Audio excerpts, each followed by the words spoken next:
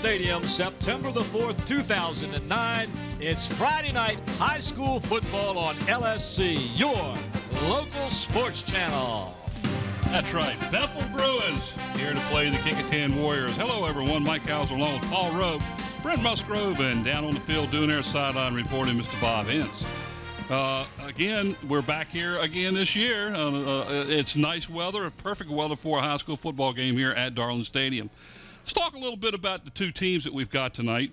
They both teams, had comparable records last year. Bethel finished 6-3.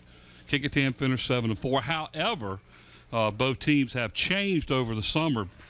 Some, one more than the other, obviously, but we have some good things, especially on the Bethel side. We'll talk a little bit about it. Yeah, we do, Mike. They both have changed, and Coach Nelson is cautiously excited about the coming season for Bethel. Now, we heard earlier that Bethel lost 32 seniors from last year's squad, and this is the team that lost to eventual state D6 champion Oscar Smith. Now, even though many people think that Bethel's in a rebuilding this year, you got to remember, like Brent said earlier, they're starting 19 of 22 starters in tonight's game.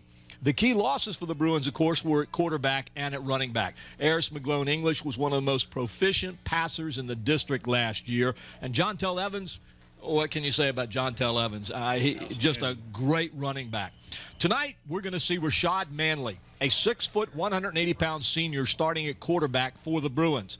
And at running back, Ronnie Saunders, a 5'9", 160-pound senior who's going to have to fill that gap left by John Tell Evans.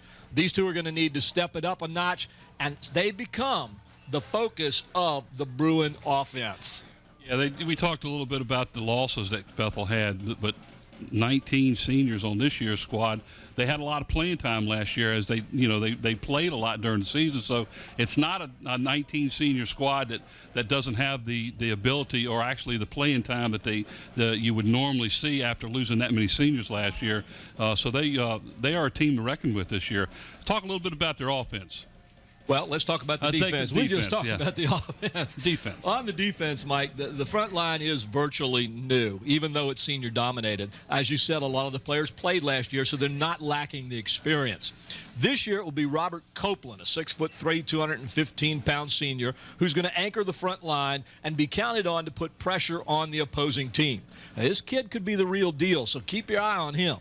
3 seniors and a sophomore line up behind the linemen. Keep your eyes on linebacker Isaiah Gibson, who could be a difference maker. And in the secondary is one of the top returning defensive players in the district. We enjoyed watching this kid last year, Mike.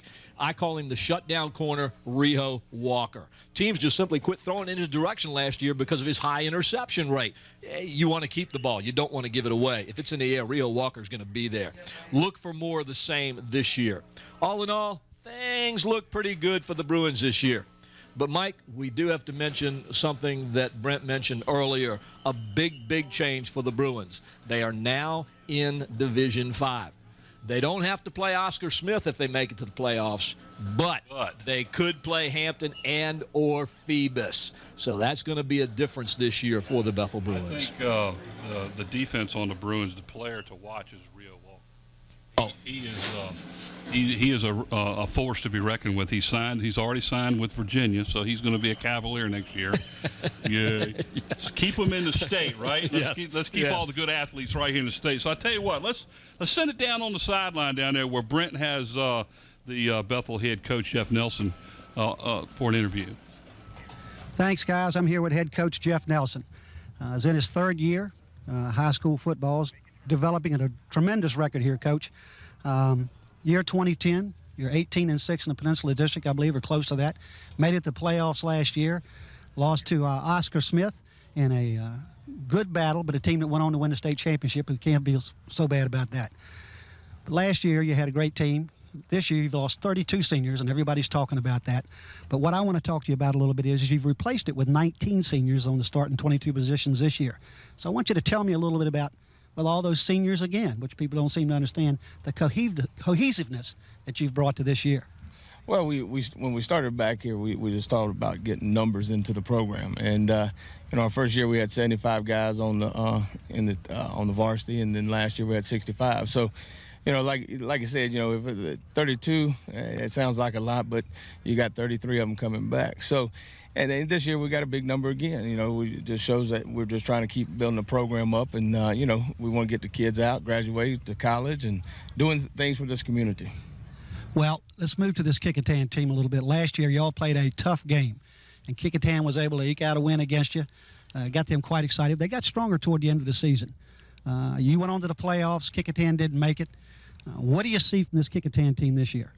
They're a tough team. We've watched them on film, and they run that flex bone and some different little things off of that, and they do a great job at it. And number 5 there, he's a elusive little quarterback, and he's a good athlete. And so we've got to hold him down to under 50 yards. I was going to say he seems to be the key to their team. Last year he was quite successful. Now I'm going to ask you this one last question, Coach. Your Division 6 last year went to the playoffs. This year, as it stands right now until they get the recount, they've moved you down to the Division 5. How does that affect your role in the Peninsula District as the future projects itself? Well, it's just like anything. You're going to have to win every ball game that you play if you want to go on and go to somewhere, go to the playoffs or anything. So, once you get in the playoff, it's a one game at a time. So, the 5 or 6, it doesn't really matter. You gotta show up and play your best football. So, it doesn't really matter to me. Well, Coach, I want to thank you so much for taking the time to come over and talk to us. Beginning of a new year. Look forward to seeing a lot more. And in Division 5, it's going to make it a much tighter race with Phoebus, Hampton, and Bethel back in the same division. It's going to be quite interesting. Okay, guys. So, Coach, thank you so much. Looking forward to it. And we'll take it back up to you guys and see what you got from here.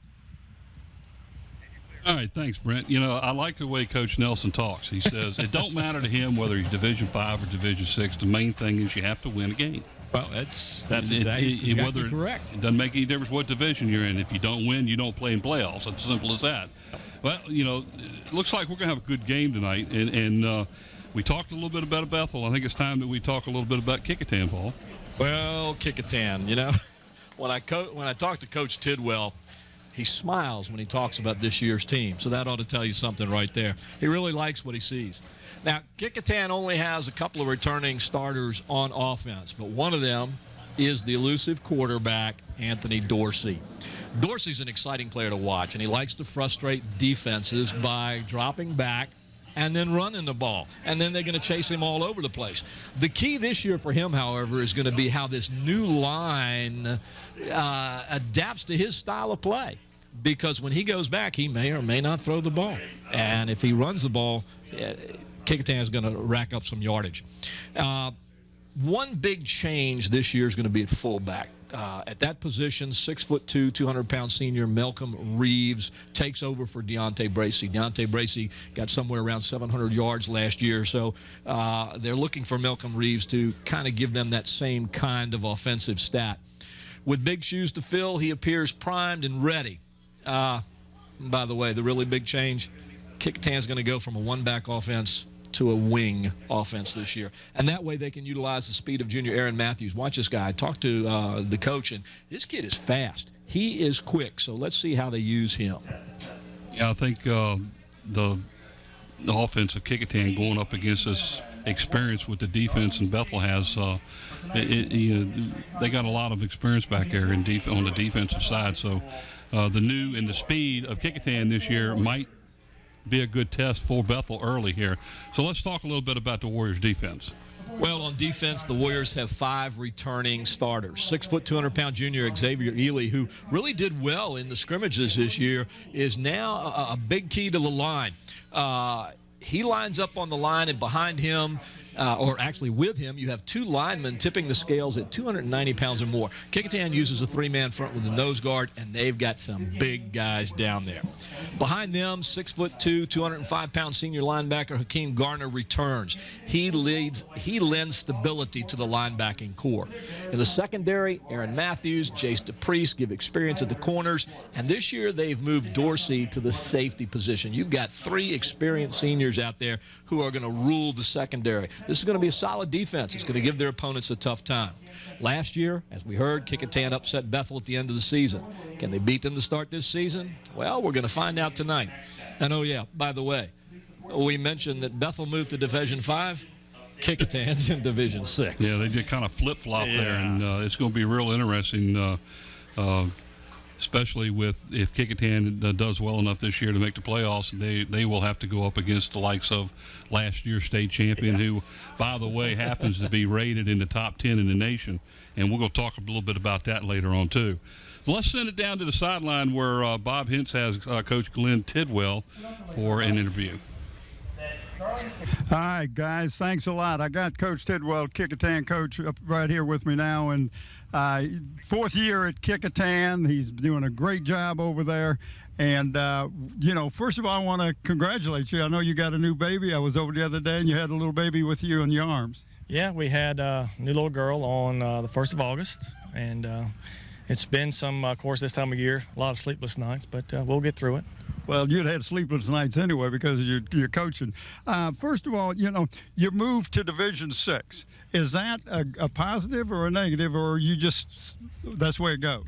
I guess it's the way it goes. Haven't got a feeling yet. I probably need to talk to Coach Nelson and see how he liked it. And, I really hadn't paid much attention to it because if we don't win, we don't get to go to the playoffs anyway. So I'll worry about it after game 6, 7, somewhere in there and start looking at it. But right now it's no big thing. Well, you come so close last year going to the playoffs, and you really did not give a shot in the arm to this Bethel team. You knocked them out of being a host, and they ended up having to travel to Oscar Smith. Do you think that they've got a little bit of revenge on their mind? Well, if they do, it's, like I was telling some people, they're both are different teams, and if that's a revenge for them, then if that's what gets them going, then that's what gets them going. But I've told our kids that both teams, it's different players. They've graduated a lot of kids. We graduated kids, so 2 different programs right now. So we'll see what happens. All right, now I know you've got a young man, Dorsey. It's been a quarterback 3 years for you, and the veer, flex veer that you use really is good for him. How is he looking so far this year? Well, being a senior and 3 years running it, it's like having an extra coach on the field. He changes plays when he knows when to change them, and I give him that liberty to do that. So it's like having that extra head coach on the field, so to speak. I also know that your defense, that you throw a lot of things at people out there. You're going to make that offense try to check out what your defense is doing with your different blitzes. You're moving around. You got a rover. You got what's the other guy called? A bandit. Bandit, yeah. So that's your key, is to try to keep the other offense off balance. If it does, that's your goal. And if it works, it works. If it doesn't, we just want players to be players and make plays, and put your best athletes on defense, and hopefully they'll do what you ask them to do of you. All right, one last question, Coach. I know this is always a big rivalry with Kecoughtan, but what do you look for them tonight offensively? From Bethel or? I'm sorry, from Bethel, not from Kecoughtan. You're Kecoughtan. The same thing they've been doing the last couple of years is being a spread, maybe no huddle sometimes, trips, twins, 2 tight ends. They do a great job with their program. So pretty much the same thing we saw last year, hopefully. Well, listen, good luck to you tonight, Coach. All right, listen, guys, we're going to go back up to you, and we're going to hear from our tonight's sponsors. Tonight's telecast is sponsored by Zooms. We're proud to have David Allen and Zoom sponsoring us again this year. Zooms, with locations throughout the peninsula to serve you. By Kelly's Tavern, family dining with 2 locations on the peninsula. Port Warwick off Jefferson Avenue in Newport News, and their newest location on Coliseum Drive at Mercury Boulevard in Hampton. And by Tidewater Team Sports, located at 11839B Cannon Boulevard in Oyster Point, Newport News. Tidewater Team Sports is your one-stop sports headquarters for screen printing, embroidery, uniforms, and apparel. Call 594-0411 and talk to David Chubb or Terry McNamara. And in part by Beach Hardware, located at 1951 East Pembroke Avenue in the Buckrow Shopping Center. Beach Hardware is your friendly local hardware store with everything you need to maintain your home, both inside and out. And by Eric Thompson, Realtor. Contact Eric to buy or sell a home or property. Give Eric a call at 685-3127 or email him at eric@findhrhomes.com. And by Park Lawn Wood Funeral Home, located at 2551 North Armistead Avenue. Nancy Staten, Director.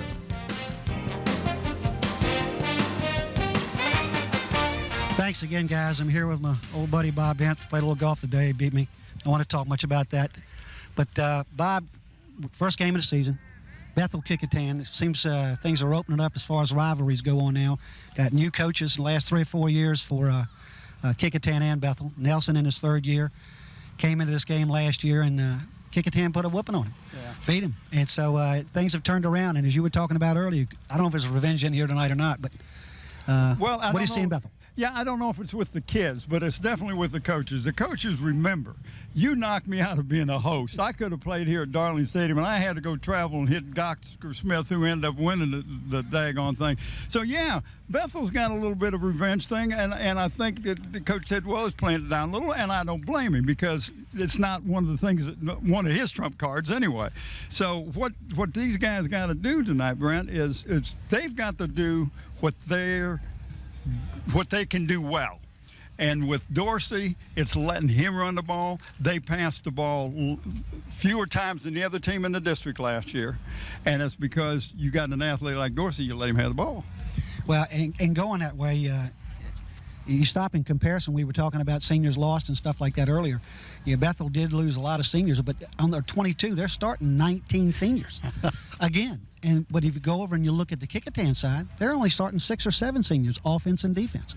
So is it a continuous rebuilding program for Kecoughtan? It just seems like Bethel keeps coming up. Well, I think with Bethel carries a lot of players. And so he's going to have a lot of seniors, and these seniors that he's got coming up have played that had some experience, even though they're playing behind some other people.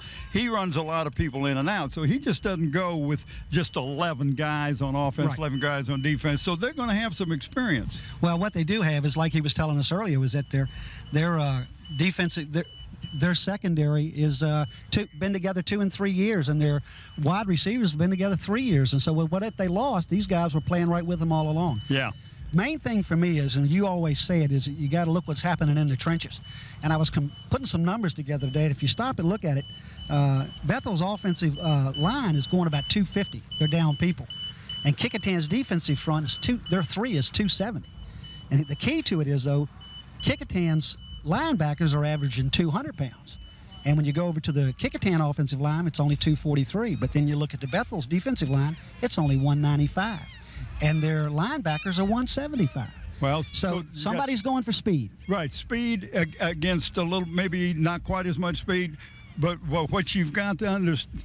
What you got to understand is what they're doing on defense. And even though he runs a 5-0, I'm talking about Kecoughtan, I'm talking about Bethel. He runs a nose guard. I'm sorry, Kecoughtan. He runs a nose guard and 2 tackles, but he's got 4 linebackers, and those 2 linebackers on the outside are like defensive end, but they're in the up position and not in the 3-point stance. And then he's got a rover and a bandit, so they can just go wherever they think. One of them is going to go to the strong side of the field, one's going to stay to the weak side.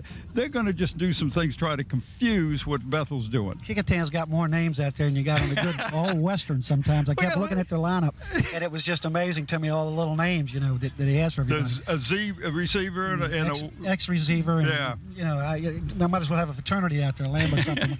But I don't know how the kids remember it all. But as you say, in the trenches, if you set those lines up, all the underclassmen on Kecoughtan, all the seniors on Bethel have been playing in this program. This is his 3rd year. This is the turnover year for a new coach. This is his people from the beginning now. Yeah. The difference is going to come down to 2 things.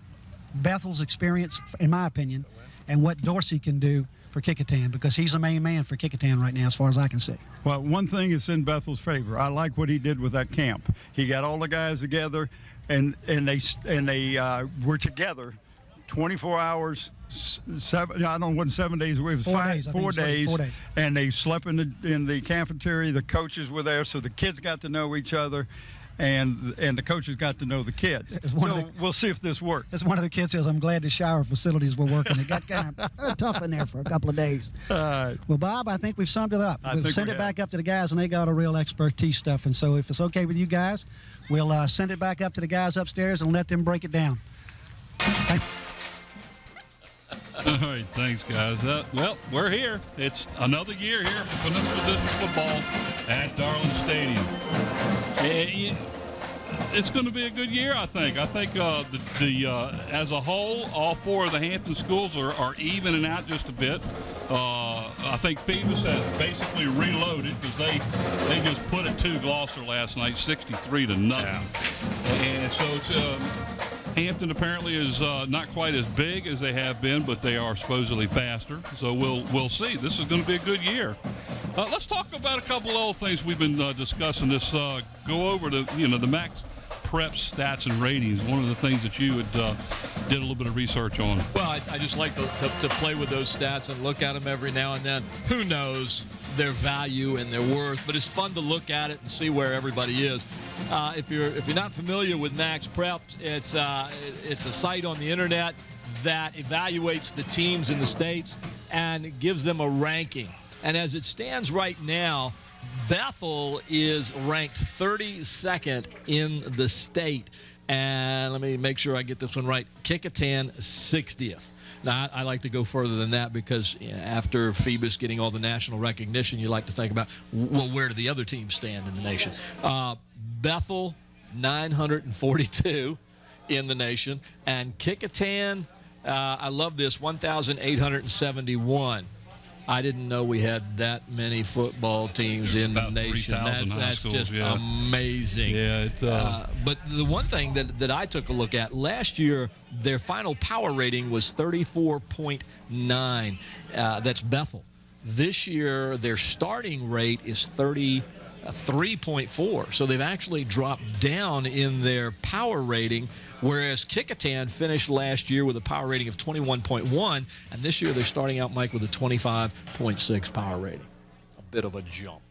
Well, power ratings mean nothing. They do. You're exactly they correct. Really don't. They don't mean anything. But it's fun to look at these stats and say where is my team in relation to everybody else? Now let's talk a little bit about this. Oh yeah, Scotty showed me this. The Guys, city you got of to see this. This is great. Athletic program department has put out the Hampton City Schools 2009 football guide, and this is something new this year, where the powers to be here in the athletic department of City of Hampton Schools have come together and published the rosters of all the 4 of the Hampton schools, and there's lots of information in here that really could be helpful, especially to us. Call the official signals and stuff like that. What kind of signal was that? Well, we got something we can actually go to now.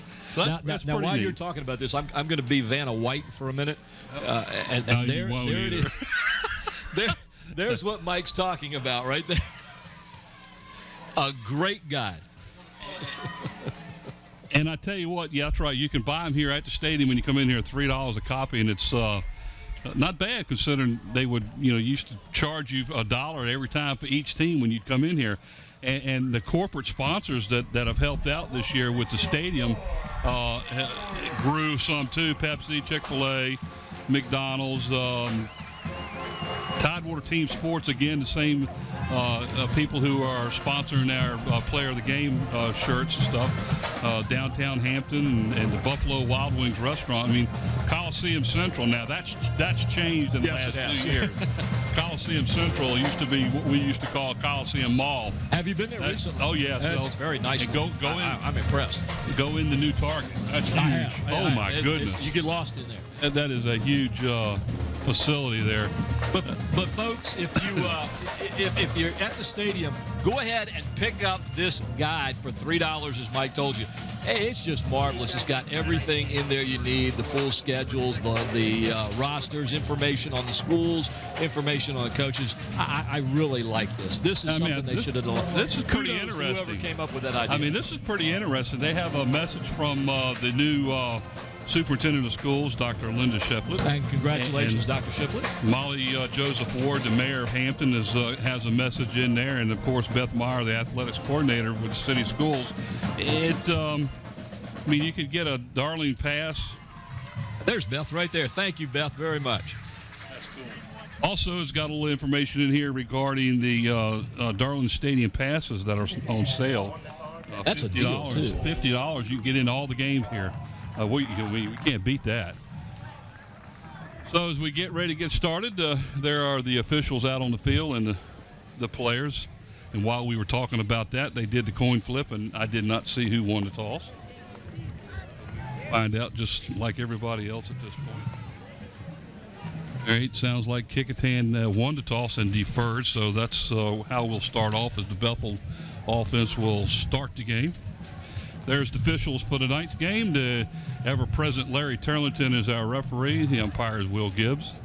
The lineman is Todd Tucker. The line judge is Tony Krug. The side judge is Tony Brown. And the field judge is Mac McGahee.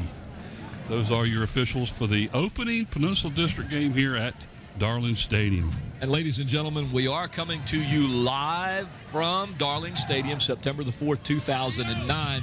But as you know, here at LSC, you can go to our channel. On Cox, it's channel 48, and we are now, Mike, on Verizon Fios channel 22. We are all over the peninsula now, not just in Hampton. And you can watch a replay of this game. Those replays will be tonight at 7 p.m. We're live. Saturday, September the 5th, you can see the game again at 7 o'clock. Tuesday, September the 8th, you can see it at 6 p.m. And Friday, September the 11th, you can see it both at 8:30 a.m. and 8:30 p.m. So watch LSC, local sports channel, Cox 48, Verizon 22. All right, here we go, getting ready to start a kickoff here to open the first quarter play. Kecoughtan's Kyle Lawrence will be kicking off for the Warriors. Ronnie Saunders is one of the deep backs for Bethel, and it's at the middle of the field. And I believe that is number 24 on the carry, Rio Walker, and he's the one we talked about earlier, and he gets the ball all the way out to what looks to be about their own 42. Looks like where they'll mark it. 1st and 10 for the Bethel Bruins. And here's the Bethel offense. The center, number 56, Derek Spivey. The guards, number 51, Cameron Shern, and number 50, Roderick Mason. The tackles, number 53, Morgan Taylor, and 59, Logan Sanley. The slot, number 7, Jamel Parker, and number 24, Rio Walker. The wide receivers, number 21, Stephen Clark, and Deshaun Thomas. In the backfield, the running back, number 1, Ronnie Saunders, and at quarterback, number 5, Rashad Manley. And I'm sorry I had to do that quickly, but Bethel's going with the no-huddle offense. And well, there's a penalty flag already before it even gets started here, and we did obviously see a Kecoughtan player jump. All right, here's the Kecoughtan defense. At nose guard, number 54, Sean Fauntleroy. At the tackles, number 55, Justin Washington, and number 49, Xavier Ely. The left linebacker, number 8, Harvey Williams. The right linebacker, number 11, Hakeem Garner. The rover, number 25, Brandon Backus. And the bandit, number 42, Richie Staten. In the secondary, the cornerbacks, number 1, Aaron Matthews, and number 2, DePriest Jace. The free safety, number 5, Anthony Dorsey. And the strong safety, number 4, Deshaun Jackson. The handoff from Manley to Saunders will gather about 3 on the play to midfield. And Bethel, again, in the no huddle, will go 2nd down and 2.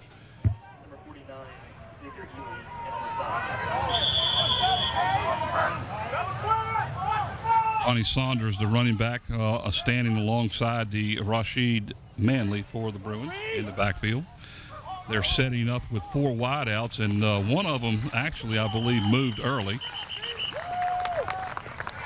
There is a flag on the play. One of the players in the backfield, Mike, looked like they moved. They were unsure of the play or the call, and he knew it. Well, the 5-yard penalty will back them up to about the 45-yard line. It'll still be 2nd down.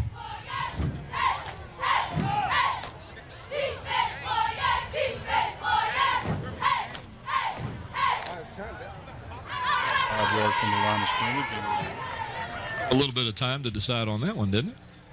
Don't know whether or not our officials are mic'd for this game. 2nd down and 7. 2nd down and 7 now for the Bethel Bruins at their own 45-yard line. A little bit of a sparse crowd tonight, Mike. It's still early, though. The sun is bright. 4 wide receivers, 2 to the near side, 2 far side. Walker to the far side here. Again, handoff to number 1, and nothing there, and he fumbles the ball, and it looks like Kecoughtan's number 8, Harvey Williams, has come up with the fumble. The fumbling on the play for Bethel. Saunders after the handoff, and Kecoughtan gets the first turnover of the game and will take over 1st and 10 in pretty good field position at the Bethel 43. I was trying to see, Mike, who got that. It looked like number 50. Great, got the fumble, but I was trying to see who made the hit. It looked like number 55, Justin Washington, who came in and busted that play. Here's the offense for the Kecoughtan Warriors. At center, number 56, Trevon Webster. On either side of him, the guards, number 62, Chris Ring, and number 57, Rashad Jennings. The tackles, number 68, Dylan Reynolds, and number 50, Josh Sledge. The receivers, number 2, DePriest Jace, and number 12, Devontae Williams. The wings, number 1, Aaron Matthews, and number 23, Adrian Pope. In the backfield, the fullback, number 32, Melkin Reeves, and the quarterback, number 5, Anthony Dorsey. Looked like Dorsey lined up as a receiver on that one, guys. He kind of messed it up a little bit. Marcus Hoffer, number 7, was the one player lined up behind the center. Yes, that is correct. So that's a little bit of a different wrinkle there, as we all expected Dorsey to be behind center. And nice defensive play there. He was down before he lost the ball. But Coach Tidwell said they were going to have some wrinkles in this game, so be prepared for almost anything, Mike. And Dorsey back under center now. Hands the ball to the lead back. Number 32 on that play was Malcolm Reeves. Talked about him earlier. Gain of about 4 on the play, 3rd down and long. For the Bethel defense tonight, the right end, number 11, Ira Harris. The left end, number 27, Deshaun Thomas. The tackles, number 49, Robert Copeland. And number 90 or 91, we're not sure tonight, Chris Copeland. The linebackers, number 32, Jordan Warner. Number 40, Keith Phillips. Number 6, Isaiah Gibson. Number 30, Justin James. In the secondary, the cornerbacks, number 7, Jamal Parker. Number 24, Riho Walker. And the safety, number 43, Alex Payton. Well, Dorsey on the scramble that time fumbled the ball. It was recovered by one of the Kecoughtan linemen. So it'll be a 4th down and about 16. He fumbled the ball right there, and Johnny on the spot there for the Warriors. And we're able to keep it back in punt formation now is Kecoughtan. I believe that's number 31, Kyle Lawrence. Good defense so far by the Bruins, however, Mike. They were all over the Warriors in the backfield on that series. Look out, and it was partially hit. Had a partial block on the ball, so no penalty after Lawrence went down. And it looks like Kecoughtan will down the ball at the Bethel 27-yard line. There were 4 Bethel jerseys in the backfield there, Mike. Hey, let's send it down to Bob. He's got something down there for us. Hey, Mike, thanks a lot. Listen, I've been watching this defense for the Bruins. They are very, very quick. They're not getting blocked. They're just putting too much pressure right now on Dorsey. And you can see they almost blocked that punt. In fact, they did get a hand on that punt. Bethel takes over, first attempt at their own 27. Manley, the quarterback, a little swing pass over here, and it was intended for number 7, and that was close to being a lateral. Jamal Parker goes right through his hands. Incomplete pass is what the officials will call it. 2nd down and 10 now. Tell you what, Mike, if they'd have completed that pass, there was a lane open on the inside as the Bruins had blocked to the outside, setting up a nice lane. He could have picked up some good yardage on that play. Oh, it was a little bit thrown a little bit on the high side. It went right through his hands. It should have been a caught ball. 4 wideouts again, 1 to the far side. There's 3 of them to the near side, including Rio Walker. The handoff to the single back, number 1, Ronnie Saunders. He's going to pick up what looks to be about 4 on the play. We'll wait till they mark it. Looks like it's going to be about a 3rd down and 6.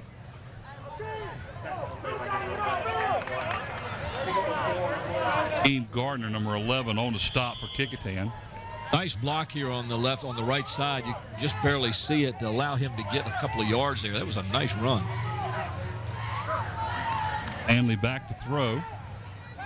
Being flushed out of the pocket, starts to run up the middle, and down he goes. Nice tackle on the play that time by the Warriors, number 55. That's Justin Washington. That's going to bring up 4th down and 6 now for the Bruins as they will get set now to punt the ball away. Twice now that Washington has been able to fend off his blocker and get in the backfield there to make some damage. He's starting off for a good night here, Mike. Isaiah Cook, number 68, in now for the Bethel Bruins to punt the ball away. Standing back on his own 20 or 19-yard line. Nice snap. End over end kick as it bounces right on the 40-yard line. Looks like it's going to be down by Bethel at the 37-yard line. So the Kecoughtan Warriors for their second go-around here in the first quarter. First and 10 from there, marking it at the 38-yard line. And remember, ladies and gentlemen, you're watching LSC live from Darling Stadium, September the 4th, 2009, as we bring you the opening Peninsula District game between two Hampton teams, the Bethel Bruins and the Kecoughtan Warriors. Paul Rowe along with Mike Hauser, Brent Musgrove, and Bob Hintz. Brown.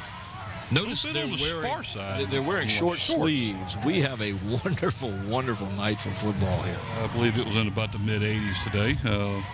Again, early September. Oh, there's a nice hole off the right side as number 32 on the play. Akeem Malcolm Reeves off the right side of the line picks up about looks like he picks up about 7 yards on the play. Reeves did well in practice. He just takes a straight handoff, gets a good block on the inside, is able to get a few yards off the right. And this is what Kecoughtan is going to have to do time after time in order for Dorsey's scrambling to be effective. They need to establish some straight-up running.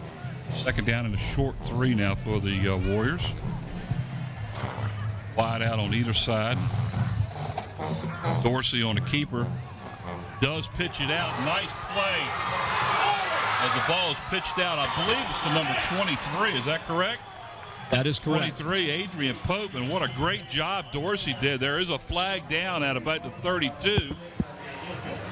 But excellent play right there by Dorsey. Waited till the last minute to actually pitch it. He got away from a lot of tacklers there. It looked like it might have been a busted play at first, but then Dorsey turns this thing into a great play for the Warriors. Unfortunately, we have a ref down on the field here on the sideline, Mike. He got jumbled up in that tackle out in the out-of-bounds area there, and they're going to give him a few minutes to get himself back together again. During the replay, I was following the play, and I'm looking at where the flag is sitting right at the 32, and I saw nothing happen right there, so I'm not real sure what the call is. That's true. They may have marked where they went out. I thought it was a great play. I still wish I could tell you whether it was Turlington's going to tell us what it is right now. Nice pitch by Dorsey. There's the 32, but I don't see anything there. Looks like it's going to be called against. We have a sideline warning against. No, it was against Kecoughtan. He was just informing us that it was a first down.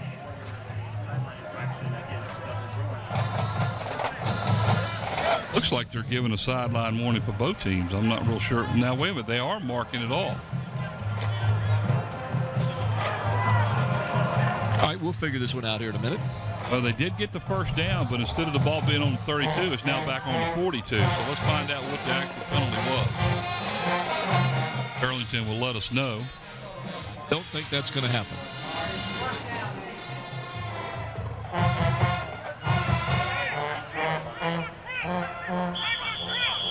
But did they penalize Kecoughtan for the sideline warning without a warning? A little pass out to number 1 on the play, and that's Aaron Matthews. A nice little pickup of, looks like about 8 yards on the play, back down to about the 34. Aaron Matthews has some real good speed. They're going to try and utilize him with these quick passes to put him one-on-one out here. He can pick up some yardage. They say he might be one of the faster runners on the team. So second down and 2 now for Kecoughtan. I'm trying to look at things here, Mike. I think I saw unsportsmanlike conduct down there.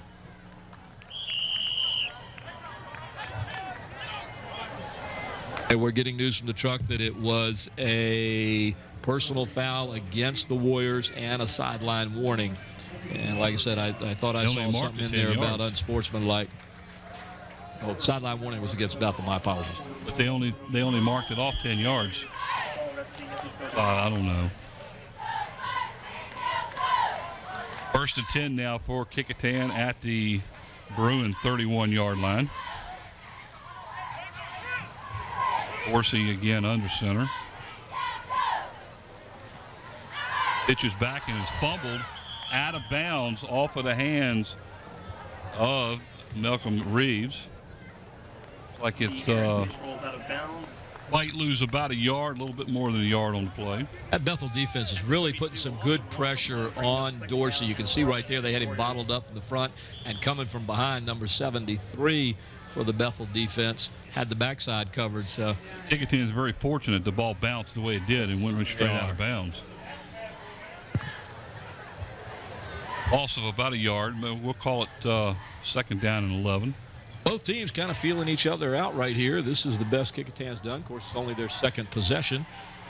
5:38 to go here in the opening period of play. Darling Stadium, no score. Kecoughtan driving right to left. Nice little slot swing pass over there to the Kecoughtan Warriors, and I believe that was completed to number 12, Devontae Williams. That was a good route that Devontae Williams ran from the left side. He went straight up the field and then saw the little seam, cut right through it across toward the middle, and Dorsey just put it right in there. You couldn't have placed that pass any more perfect. Gain of 8 on the play. It'll be third down at 2.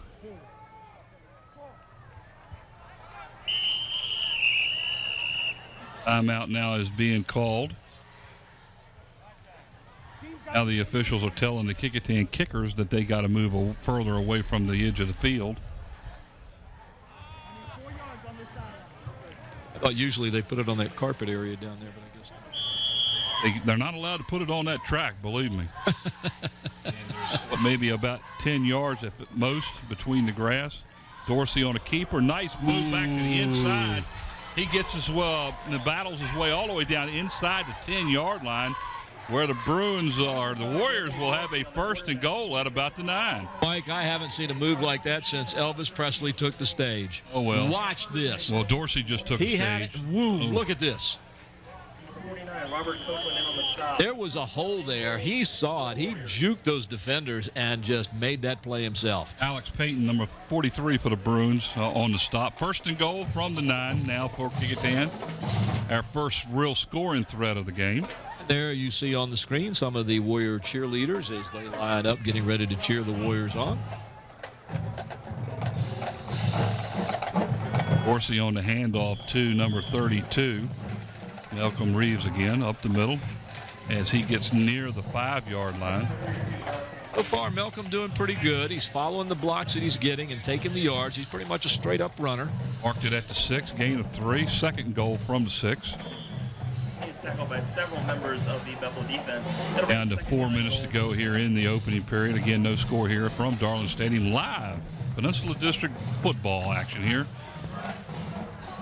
I'm guessing Dorsey kind of rolls out on this one, looks for a pass, and tries to run it in. Of course, I'm probably wrong, but no. That's exactly what he's doing. Right over here to the left, and let's see if Bethel can hold him. No.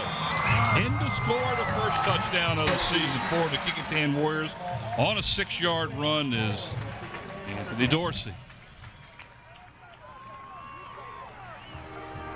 Well, it was close to what I said, folks. He didn't actually go back to pass. He faked the handoff and just kind of rolled down the line.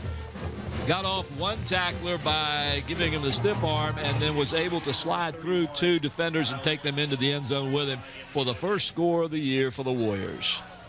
Kyle Lawrence in now for the extra point attempt.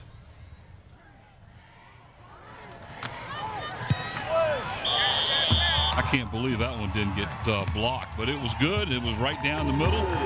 Kecoughtan now leads 7-0. 3:41 to go here in the first period of play on a 6-yard scamper by Dorsey. Ladies and gentlemen, you're watching LSC live as we show you this touchdown run by Anthony Dorsey.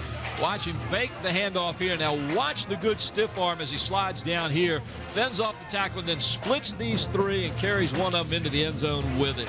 This is where Dorsey is at his best.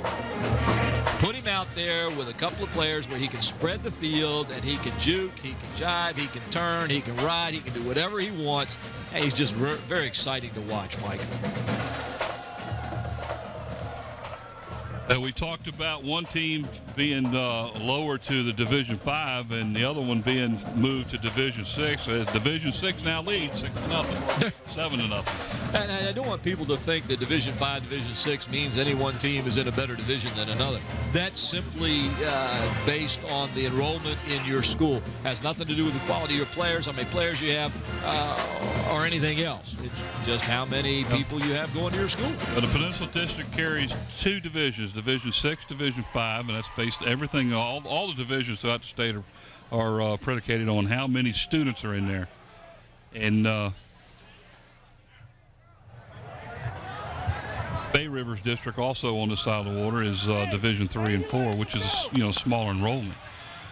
It looks like number 7 on the play. Looks like for Bethel, it's Jamal Parker. Deep for Bethel. Kicking the ball off now is the Warriors, and there's flags all over the field. And it looks like Kecoughtan might have been offside on the kickoff, and Kyle Lawrence will have to back it up 5 yards and do it again. He almost fell down. Very often. I'll tell you what, I've been watching a lot of the NFL preseason games, and I tell you what, it sure looks like a lot of those kickoffs, there's guys offside, but you never see them calling. Look at this. Let's see. Yeah, there he is at the bottom of the screen. You can see that he was a couple of yards offsides there. Lawrence actually almost fell down when he kicked it, so he lost his footing. So we'll do it again. Joe Walker, I believe, is right there in the middle of the field for Bethel, ready to take it. They need to kick it away from him. You don't want him to get his hands on the ball. Well, that's who took the opening kickoff. Exactly. And went right straight up the middle of the field and took it all the way to the 42. Point exactly. Rio Walker is just an exciting player to watch. Time is kicked off, and looks like number 7 on the play this time, Hofer. Breaks a tackle and works his way to about the 33, and down he goes as the Warriors' number 7, Marcus Hofer, on the tackle. Jamal Parker for Bethel on the carry. Looks like Parker ran into his own man here after he took this ball. Watch see right here if he runs into, right into his own man. And that slows him down enough for the Warriors to bring him down. So Bethel will take over 1st and 10 from their own 33. 3:35 to go here in the opening period. Now trailing 7-0 to the Kecoughtan Warriors. Manley, the quarterback. 3 wideouts to the far side. Manley back to throw. Steps up. Nice pass over the middle. This time it's to Jamal Parker. All the way down inside of Kecoughtan territory, down to about the 48. Nice little play. I wonder how close he came to actually going over the line of scrimmage on that one. Let's see. I don't think he did. He made a nice play here, Mike. He looked like he was going to get wrapped up, and he stepped up into the pocket, and he just kind of pushes this pass. He's close, but he's back there. Pushed it right to the receiver. I'm surprised they completed that pass. Good job. Manley again in the shotgun, back to throw. Passes a swing pass to the left side over there. That is completed to the Bruins' number 3, Derek Thomas. There is no way he should have gained that kind of yardage and stepped right through those 3 tackles. Actually almost looked like he was going to drop the ball, but he held on to it. Young fans here, ladies and gentlemen, if you think it's too early to start coming to football games, you're wrong. Bring them out early. They'll love it. Gain of 9, Watch second this. down in Watch the this, yard. Mike. He catches it here and look, 1, 2, 3, 4. No way he should have been there. Gained 9 yards on the play. Manley hands the ball off. No, he keeps it and takes off around the left side. Nice forearm. Going to get enough yardage there for a first down. Looks like he's going to gain about 6 on the play. So Bethel will now have a 1st and 10 from the Warrior 33. Excellent job of hiding the ball on that handoff. You and I, probably most of the people in the stadium, were fooled by that one. We all thought he had handed it off. He kept it himself and had an open lane on that left side. 1st and 10. Continually running clock. 2:32 to go here in the first period. Little swing pass. Oh, excellent play. What a nice catch on that play by number 21. That's Stephen Clark. Almost intercepted by the Warriors, and I thought it possibly had been intercepted. It was good hands. He threw it right into a lot of. Look at this. Look at all the Kecoughtan players. Oh, it looked like it was actually touched. That was an outstanding catch by the Bruins receiver. Yes, it was. That spot happened to be right in the receiver's hand. Right on the money, huh? Second down after a gain of 8, second and 2. Handoff up the middle to the Bruins number 6, Isaiah Gibson. Breaks a couple tackles, moves his way outside down to about the 12. Nice run this time by Gibson. Gives the Bruins a 1st and 10 at about the 13. All you young football players that are watching this, look at Isaiah Gibson. He's hit, he's tackled, he keeps moving his feet, driving, hit again. He keeps going. That's the importance of always moving your feet. When your coach says move your feet, move your feet, move your feet, that's why. First and 10. He turned no gain into a big gain. 1st and 10 from the 12. We're down to 1:35 to go.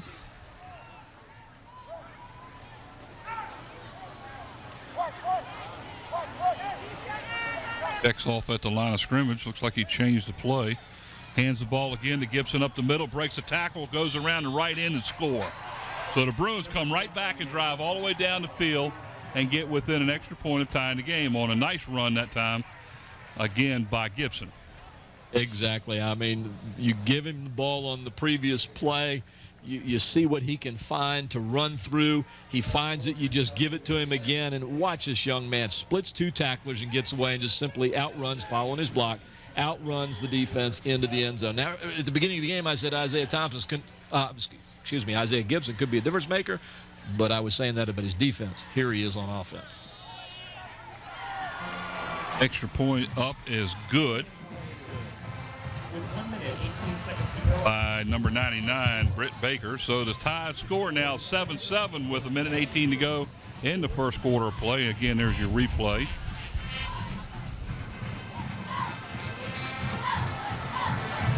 Give him 12 yards on the play and a touchdown.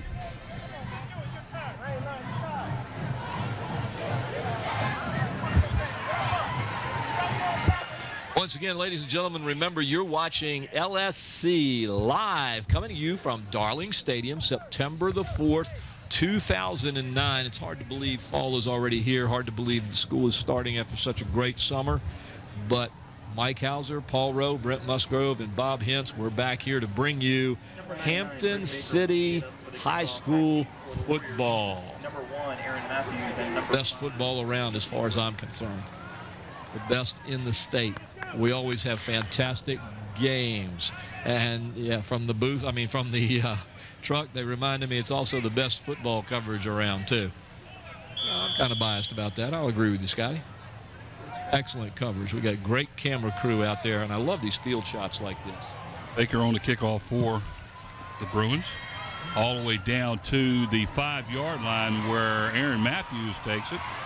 Stutter stuffs his way forward and then comes down at about the 18-yard line, and that's where Kecoughtan will take over with about 1:11 to go here in the opening period of play. 1st and 10, Kecoughtan. Great coverage by the Bruins on that kickoff. Aaron Matthews looked like he was a deer caught in the headlights there. He came up and was just staring at half the Bruin team and had no place to go. Well, I'm amazed at the speed and the agility of the Bethel Bruin defense. They are swarming around the ball.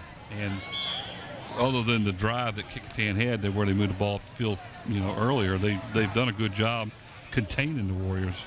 7-7 here to go, opening period of play. Dorsey is the quarterback.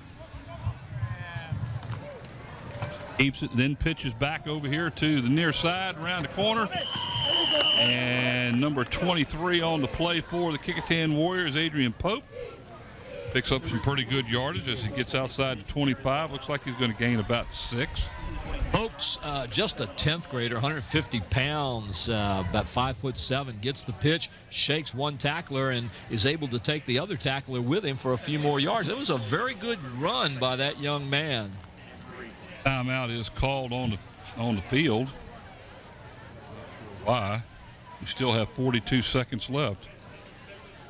42 seconds to go left in the quarter, and the officials have stopped the clock to converse a little bit down there. It's snack time.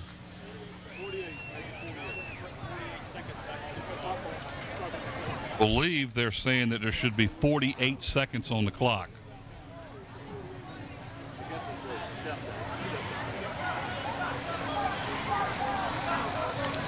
You can almost hear them on the field like we can. Yeah.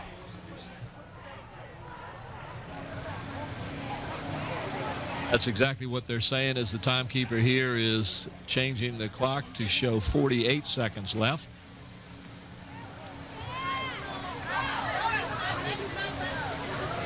And, of course, since Kecoughtan has the ball, Coach Nelson wants to know why they're getting extra seconds, but it's still only the first quarter. So there's your scoreboard really right make a whole lot of difference. They put in the 2 new scoreboards last year. That's the Old Point National Bank scoreboard.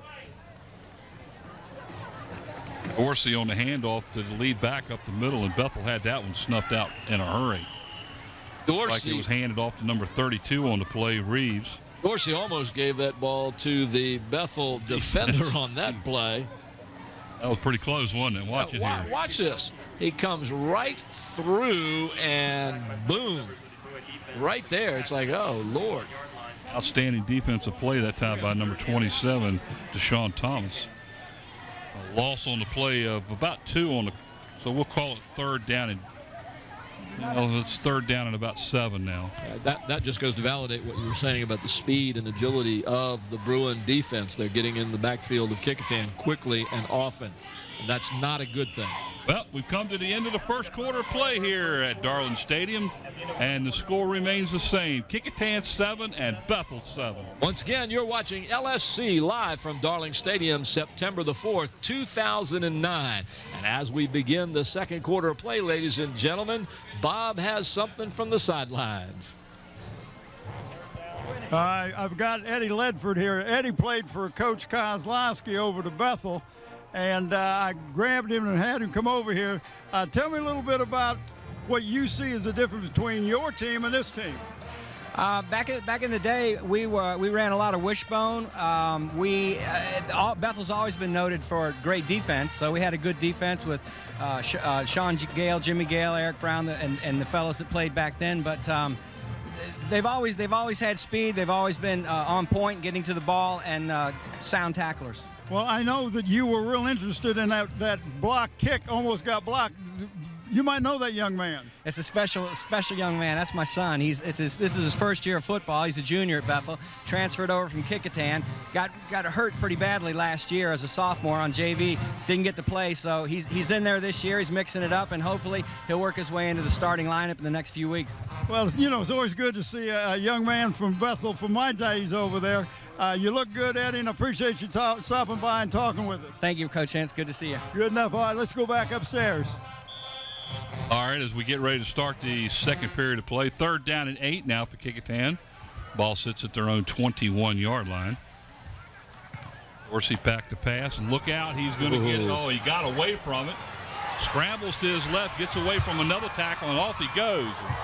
He is absolutely hammered by the Bruins number 40, Kevin Waldo, and he gets away from that, and nice little pickup, but he's going to be, looks like about 4 yards shy of a first down. That Kecoughtan offensive line is going to have to put up a better defense for Dorsey to be effective. Watch this, boom. He is getting pressured back there big time.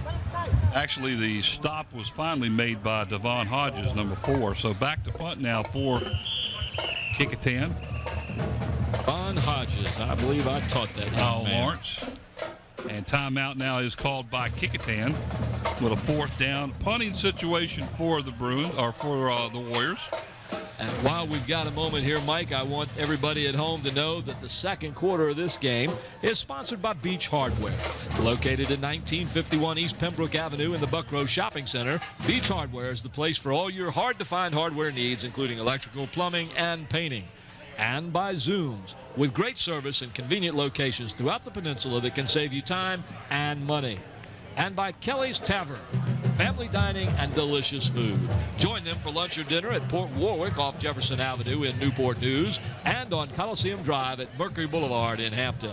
And also by Tidewater Team Sports, located at 11839B Cannon Boulevard in Oyster Point, Newport News. Call David Chubb or Terry McNamara at 594-0411. And we'd like to thank all of our sponsors. And if there's anybody out there that would like to be a sponsor of LSC, please call our offices at the Hampton City School. And I don't have that number. I'm sure that somebody in the truck will relay it to me later, and I'll give you that number. But call and tell them that you want to be a part of Hampton City School sports. All right, Lawrence back to punt for Kecoughtan, and Rio Walker for the Bruins, standing back down near his 44-yard line. Punt is away safely this time. Walker lets it go, and it goes all the way down where it's down by the Warriors' number 2, Devani Franklin, Who could have? down at about the 37-yard line. So Bethel will take over there. A little synopsis of the scoring so far here in the first half. Both scores in the first quarter. 3:41 to go. Anthony Dorsey on a 6-yard run with the extra point good, and the Kecoughtan Warriors jumped out to a 7-0 lead. And there's Coach Green. That is Kecoughtan's baseball coach, I believe, isn't that right? Well, he was the baseball coach. He retired a couple of years ago. That's John Green, a wonderful young man. Mike, I'm going to make a prediction.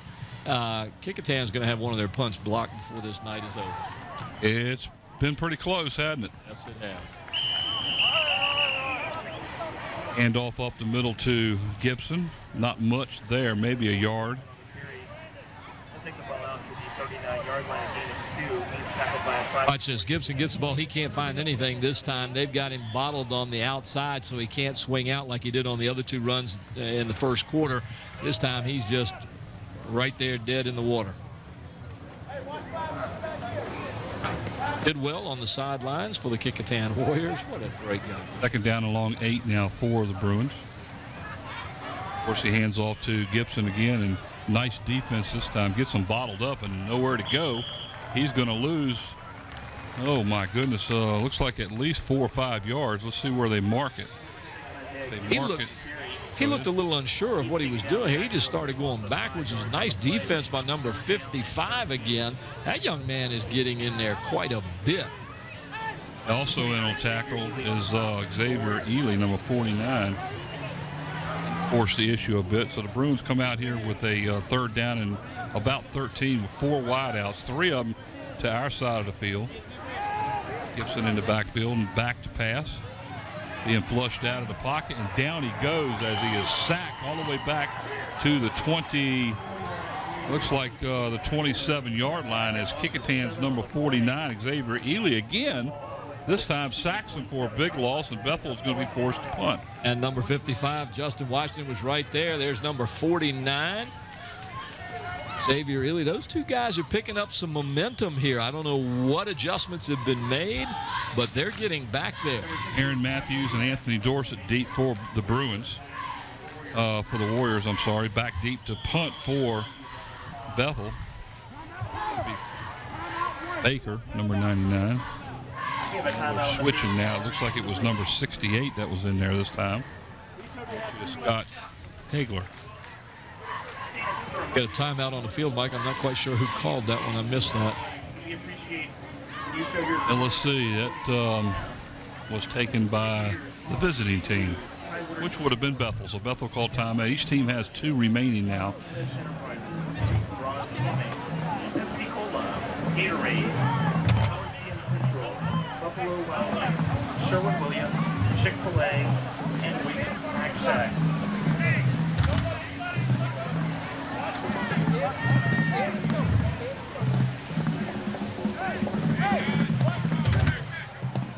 So 9:39 to go here in the second period of play. 7-7. 4th down. And that is number 68, Scott Hagler, in the punt for the Bruins. Matthews and Dorsey deep for Kecoughtan. A lot of speed back there for the Warriors. Line drive kick. As Bam. I hope it went out of bounds, because I thought he touched it. And it did. It went out of bounds at about the 38-yard line. So Kecoughtan got lucky on that play, and the ball rolls out of bounds. Whew. As Matthews turned around and took off running after the ball after it went by him and came real close to touching him. Out of bounds, 1st and 10 now. Kecoughtan takes over with 9:31 to go in the second period of play. All knotted up here, 7-7. Mike Hauser along with Paul Rowe. Bob Hintz down on the field, and Mr. Brent Musgrove up here helping us out with some of the stats. Have you heard much from him tonight? Oh, he's very concentrated over there. I don't know what he's. I think he's getting old. Yeah.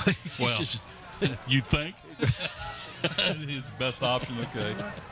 All right, 1st and 10 for Kecoughtan at their own 38.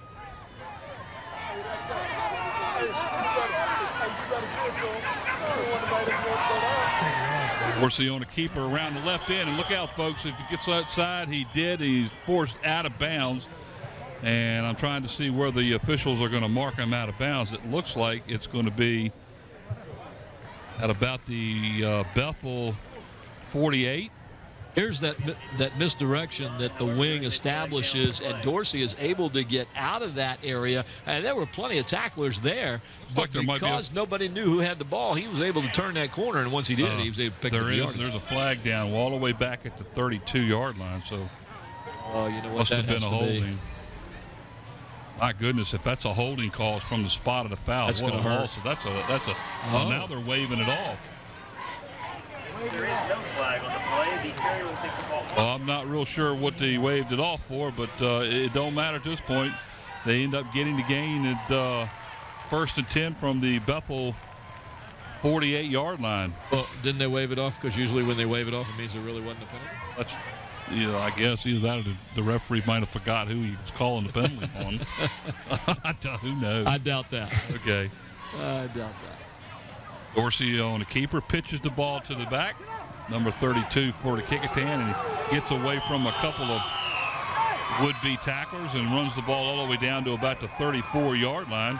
Running the ball that time was number 32, and that's Malcolm Reeves again for the Warriors. Nice little run. Malcolm Reeves is doing a good job for the Warriors replacing Dante Bracey so far. He slips that tackle and is able to pick up 3 more yards after he's hit just by continuing to move those legs. Nice gain on the play as the Kecoughtan offense seems to be able to move the ball pretty good on the defense for Bethel. 1st and 10 from the 34-yard line. Fumbled him. He lost the ball on the snap. And it looks like Bethel's probably got the ball. Nobody has it. Still nobody has it. My gracious. My goodness, the ball's been moved around to about 4 different players. That was an interesting play. That one ought to be on ESPN, man. I mean, hot potato. Now, let's see, Mike. Let's see how many times. I hope you got this. 1, 2, 3, 4, 5, 6, 7, 8, 9. Watch this. 10, 11. And it looks like the 12th player finally got to the ball. He's underneath. Oh, man. A big loss on the play from the 34 all the way back to the 47. I bet we could send that to Jay Leno. He could come up with something, couldn't he? Loss of 14 on the play. Oh, man. Second down at 24. Andy, mark the tape on this one. Oh, my gracious. Dun-dun-dun, dun-dun-dun. Dorsey back. Left-handed pass, and that is a behind the pass. That is a lateral. So that's free ball. Oh, my gracious. Pass was intended, I believe, for number 6, Mike McClary. At least McClary realized that the ball was live, that it was thrown behind him. That's actually number 6. That is Mike McClary. All right. So another big loss on the play. The ball should be marked at about the Kecoughtan 46-yard line. Back to the 46-yard line. So that's a loss of 7 more yards. So that'll be a third down and about, 31 if I correctly count it. Well, look at that. It's already on the board. You don't have to worry about it. Andy takes care of that. Andy does a great job. We shouldn't call his name out because he always has something to come back on, you know. It's okay. Okay. Just a third and very long. Third down and 31 as Dorsey is being forced out of the pocket again on the run. He went to throw it, lost the handle. Is he calling it an incomplete pass? Yeah, he is. So Dorsey beside himself. Now, I mean, you had a 1st and 10 all the way down to the 34-yard line and ended up being 4th and 31. Watch this. Now, Dorsey's left-handed, so he's having a problem here. He can't just rear off and throw because it wouldn't do well. You know what? When he finally you look at that again a little bit more closely, and I believe it's a fumble. Oh, yeah. He lost control of that ball before he started moving it forward. 6 one, half a dozen the other. Let's see here. His back. He ain't going forward. Look at the ball's already coming out. Well, his hand was going forward, though, when it pooched out there. So I think the ref did the right thing. All right. Rio Walker standing back on his own 25. Uh-oh. Oh, nice little punt considering they almost blocked it. As the ball bounces at the 30, inside the 20, down to about the 19 where Kecoughtan will down it. The follies continue. That was an interesting series of downs right there. I'm telling you. I think we need to use that on one of our openings or something, Andy. So mark those. 7:55 to go here, second period. Now the Bethel Bruins take over to their own 19. Crowd's getting a little larger out there, Mike. And, of course, as you can see, the sun is going down. It's getting darker and darker. Sun's going down. But it's still, what, 7:45?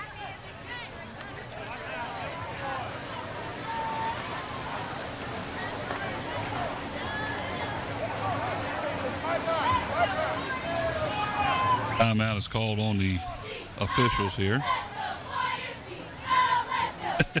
Oh, now I know what he's saying now. I've just been told that it's not Andy that marks the tape. It's Mike Nowinski. So, Mike, thank you. Mark the tape. There you have the cheerleaders, and I believe that's the well, timeout has been Warrior called, but I don't know who they called the who called the timeout. I'm not sure. Is this an official water timeout? Water timeout? Now, they have that in high school. If it's too hot out there, the officials can stop the clock and allow both player teams to go get water. I've seen that. Michael, we'll tell you but I don't think that's happening tonight. It's not that hot. If it's hot out there, what do you think it is in here? Well, actually, it feels pretty good because we're feeling a nice little breeze. They all say that. If they can bring water up here, I'd like some water. Oh, here, I have some water. I got some water here. Where'd you get that water? In the box downstairs. Maybe Andy or Mike Nowinski will bring water up to us. That chance.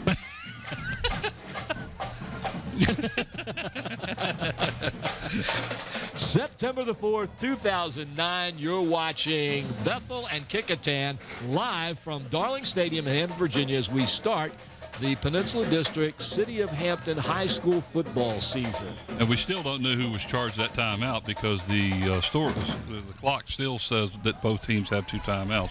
Clock does, or the scoreboard does? And the clock, and it looks like Kecoughtan might have jumped offside.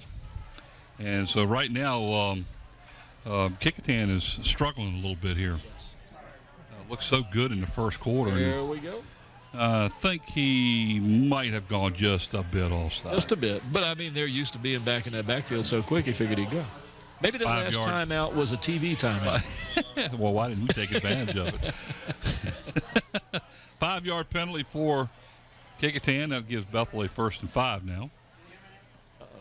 Uh-oh. Oh, and he's got hammered. You could see that coming. I think that was a busted play. On the stop for Kecoughtan, number 49. Xavier Ely. Watch this. Watch this. It's like, uh-oh, you were supposed to take the ball. Look what's in front of me. No. And that Bethel offensive lineman's going, look, there's 2 guys here. I can't take both of them. Manley didn't have a chance on that one. Almost as soon as he got the snap, Kecoughtan was right there. 4 wideouts again for Bethel. Back to pass is Manley. Uh-oh. Being pressured. He's got a wide open lane right up the middle. If he cuts it up, he did. He gets all the way to the 30, and that should be enough for a 1st down. Nice read. Gain of about 9 on the play. That's good for a 1st down for Bethel. Nice read by the quarterback for the Bethel Bruins, number 5, Rashad Manley. He sees that the receivers are covered, and like you said, Mike, he's got a big opening right up the middle with some yardage to gather, and he did it.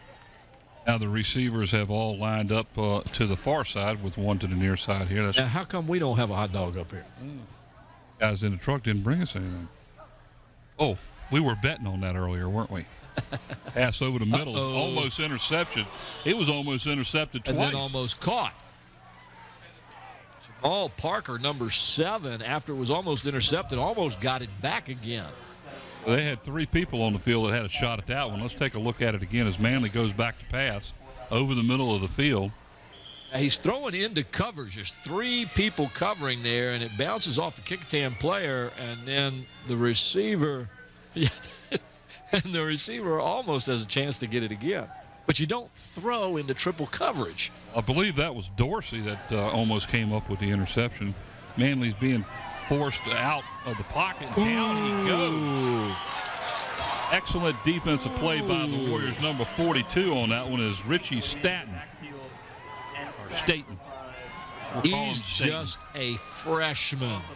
5'10", 195-pound linebacker. And this kid comes in and levels the quarterback. Manley didn't have a whole lot of chances on that one. He's going to lose a bunch of yards on that, back down to about the 25. 3rd down and about 15 now for Bethel. 3 wide outs to the near side. And so far the passing game for Bethel hadn't worked too well. And Manley can't handle the snap. He does have time to get it off, but underthrows the receiver, and the receiver was number 21 on the play, Stephen Clark, incomplete.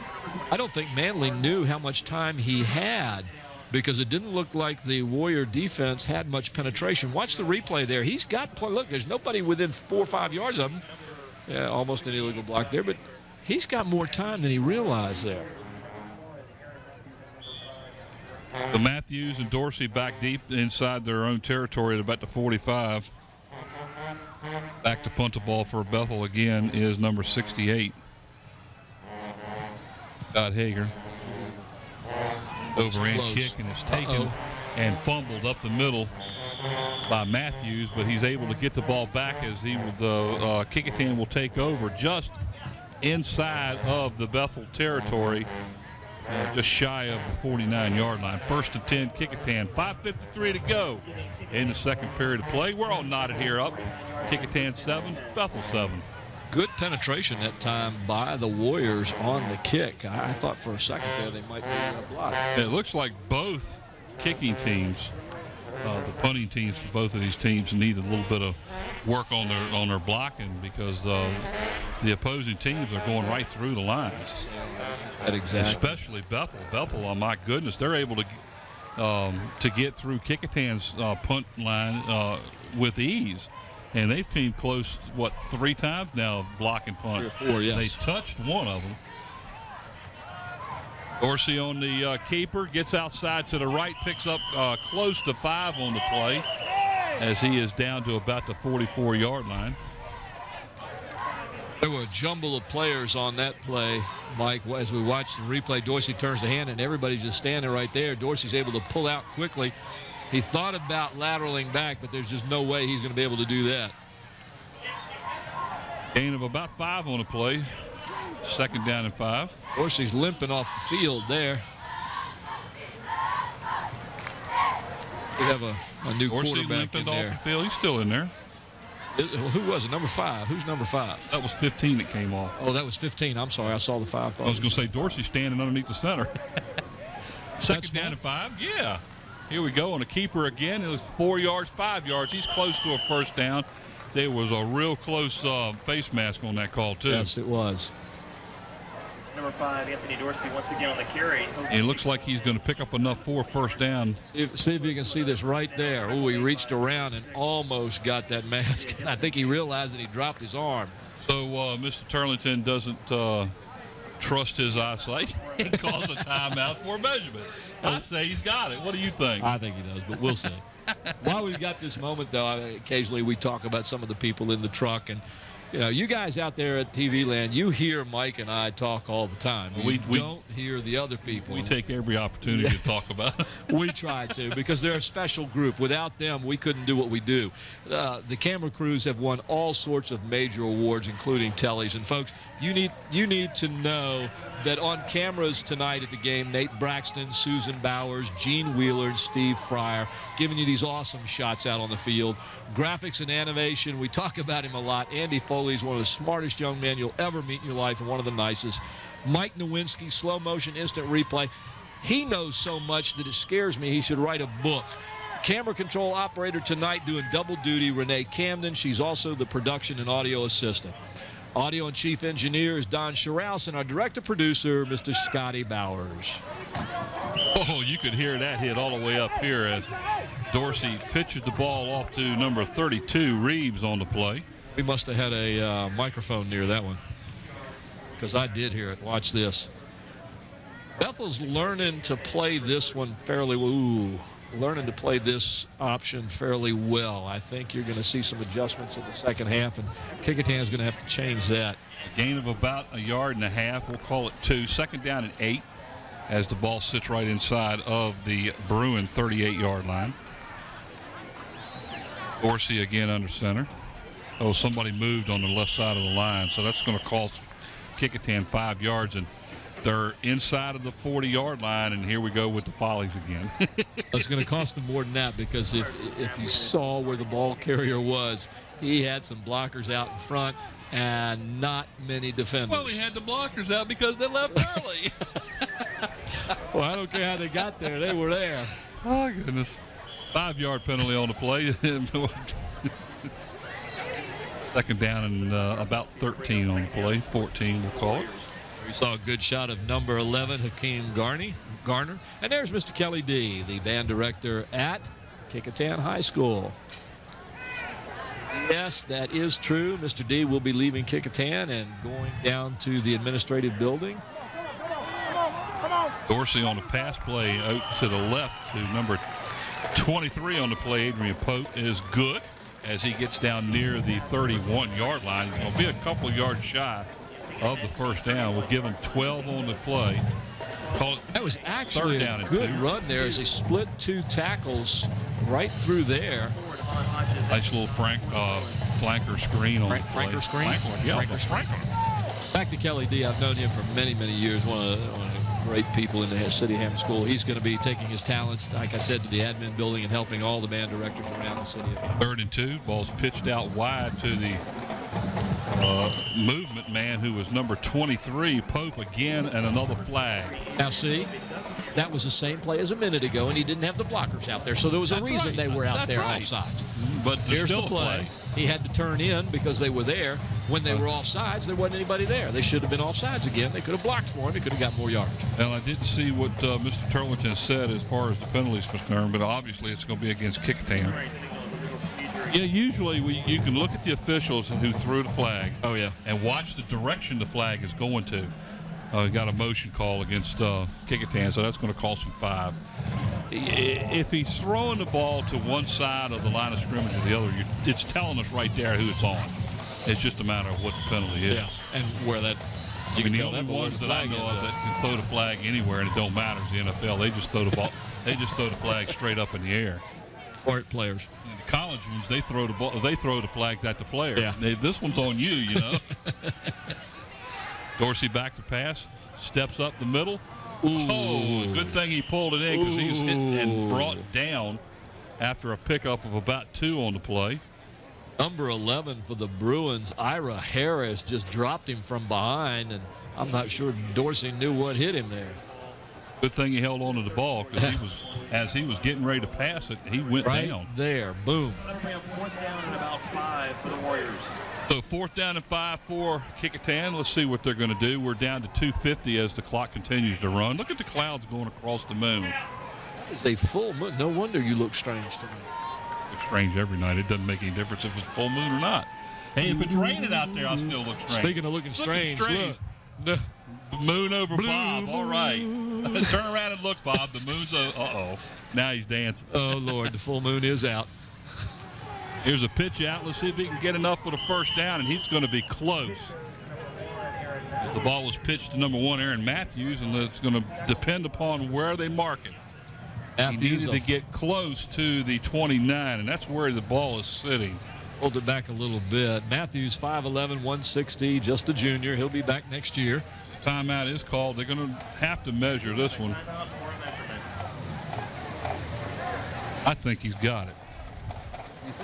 Well, we'll see. Let me take a look. I'll give you a professional opinion. If he doesn't have it, it'll be first and 10 Bethel. I think he's going to have it by about 2 inches.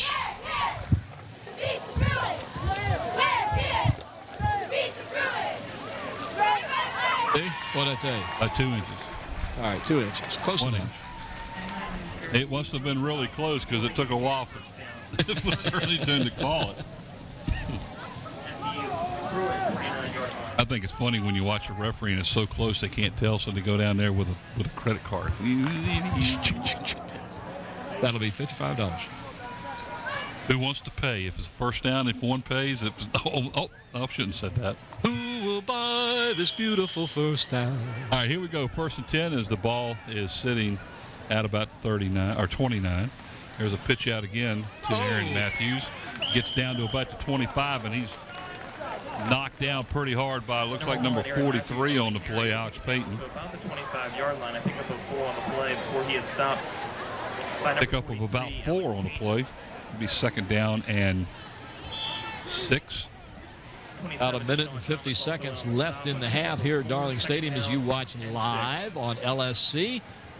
We're on channel, I believe it's channel 22 on Verizon now, and channel 8 on Cox. We are getting all over the peninsula.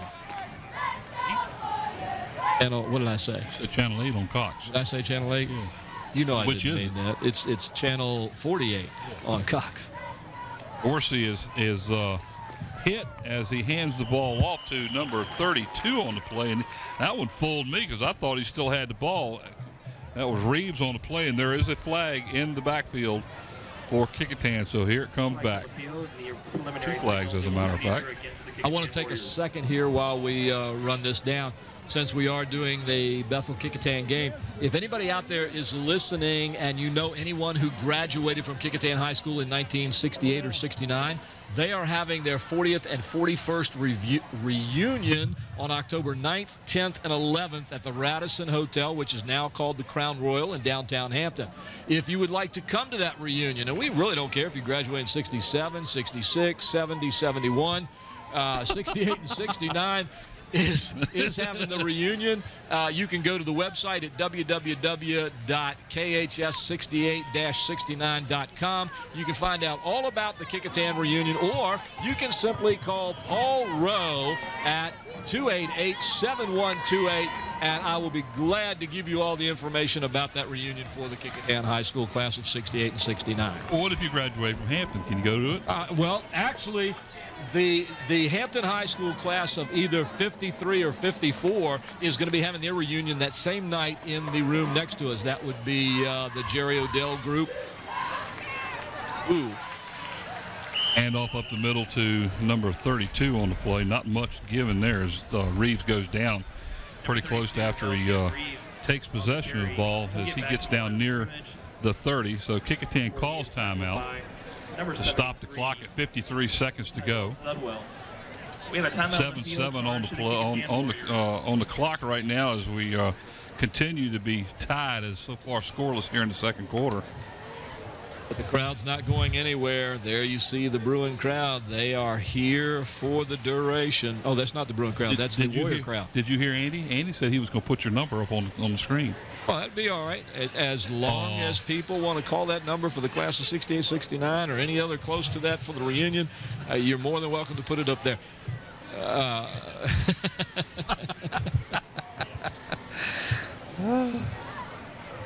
Make sure that if you call, you send me a check. No. 53 seconds to go here in the first half. At times, this has been a very well-played game, defensively and offensively for both teams, and I reiterate, at times. obviously first game frolics, so to speak. You're kind of feeling yourself out here. You know, you're playing and you're trying things. You don't know what's going to happen. Dorsey is running for his life again. Oh, there's a pass down into the corner, overthrown to Matthews as he was booking pretty quick down there through the goal line. A little bit overthrown, incomplete pass. And that's going to bring up a 4th down and 10 for Kecoughtan. Send it down to Bob. Hey, guys, I just talked to the official. They have a thing that they're doing in the league that if the first couple of games, since these guys are not in real good shape, the referees are going to call timeout so that both teams can hydrate. They're going to do that for the first couple of games, and this is because of the officials are doing this. This was something that they put in. Bob, is there any way you can get them to send some hydration up here to the booth during that time, too? I mean, yeah. Well, they're out of shape too, guys. Now, I understand. I know you guys are dry because you've been talking. Doesn't Brent have an extra water up there? No, he's down to about a quarter of a bottle right now. Hey, that's siren I hear in the background. Is he coming after you? Well, let's hope not. You haven't been riding that bike again, have you? No, I took my training wheels off, though, Paul. I told you that. I know you want to talk about my training wheels, but that's in the past. Well, I could say, didn't we talk about that last year? Yeah, that's a new year, Bob. We almost got a Telly Award for that program. I heard about that, but it wasn't the Tonys what I heard. All right, 4th down now and 10, a little bit more than 10. We'll call it 10. For the Kecoughtan Warriors, ball sits just inside the 31. And it looks like they're going to actually attempt a field goal here. Looks like the ball is going to be set down at about the 37. So this is a 47-yard field goal attempt. My goodness. Out of the hold of Dorsey, number 5. Let's see if we can see the number of the kicker. Is it 31? Yes, it is. So a long field goal attempt by Kyle Lawrence of 47 yards. Let's see if we see what kind of foot he has early here. And it's a nice snap. Again, it's blocked right there in front. Well, he might have a good foot, but we'll never know because that one was blocked, and we talked about a kick being blocked before long. And if you're going to have one blocked, that's the one because that's a long attempt. Well, Robert Copeland and Ira Harris were in on the block. It looks like they kind of converged at the same time right at the kick. Speaking behind us here, Mr. Jason Lang from Kecoughtan High School to check on that last play. It's a play that didn't go very far. All right, guys, they overloaded the left side that time. They had 3 guys rushing, only 2 blocking. That's why that was blocked. Oh, that was a nice pass out to midfield. It was intended, I believe is it number 5 over there? I can't see the number. It's number 3, I'm sorry. Intended for Derek Thomas, and it was actually right in his hands. And guess what we have on the field? There's a flag on the field. Either we have a penalty or somebody's going to have a picnic, one or the other. Face mask on the offense? What? Face mask on the offense. That's a pretty hefty penalty on the offensive team, and you would definitely take this. That's 15 yards. And it's not a common penalty either. You wouldn't think that there was even be any question as to whether or not they take the penalty, but they're still discussing it with them. 15 yards, you take it. There's 34 seconds left in the half. That is the signal that I saw, right, Bob? Did you see that? 5 yard. They're going to call it unintentional.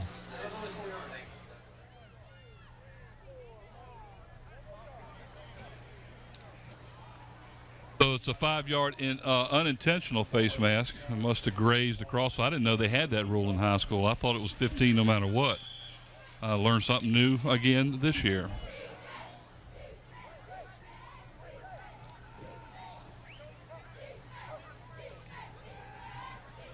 Dorsey back to throw, or not Dorsey. Oh, nice pass, too. That That was Manley's pass was absolutely on target. That was a nice long pass, too. Intended for Stephen Clark, and I'm not real sure why Clark didn't catch it. It looked good from up here. It looked like it went right over his right shoulder. It did, and he had outdistanced himself from the defender, and if he had put that in his arms, obviously he would have been gone. I don't think Manley could have put the ball any closer to the receiver on a long pass like that. That was very good throw. Yes, it was. I'm glad he finally got the showcase because we never have really seen how strong that arm is until just now. Second down and 15 as Manley goes back again to pass. Being pushed to the outside, and down he goes as he gets back to about the line of scrimmage, and that's pretty much it. Looks like the timeout is now being called by Bethel. So Bethel will call timeout. That leaves them with one timeout left here in the first half. Kecoughtan is out of timeouts. Does that mean they can't call the timeout? No, they can call timeout. They'll be penalized. As many as they want. Yeah, anytime. That's right. If they get thirsty, they'll call timeout. Now that's an interesting concept. It looks like there is a injured player over there too for Kecoughtan, as they are looking at one of the Warrior players on the field. 16 seconds to go here before half. We're still tied 7 apiece. A good game to open up with in high school football here on the peninsula in the city of Hampton. You're watching LSC. Oh, that is number 55 for Kecoughtan. His number has been called a lot tonight, Justin Washington.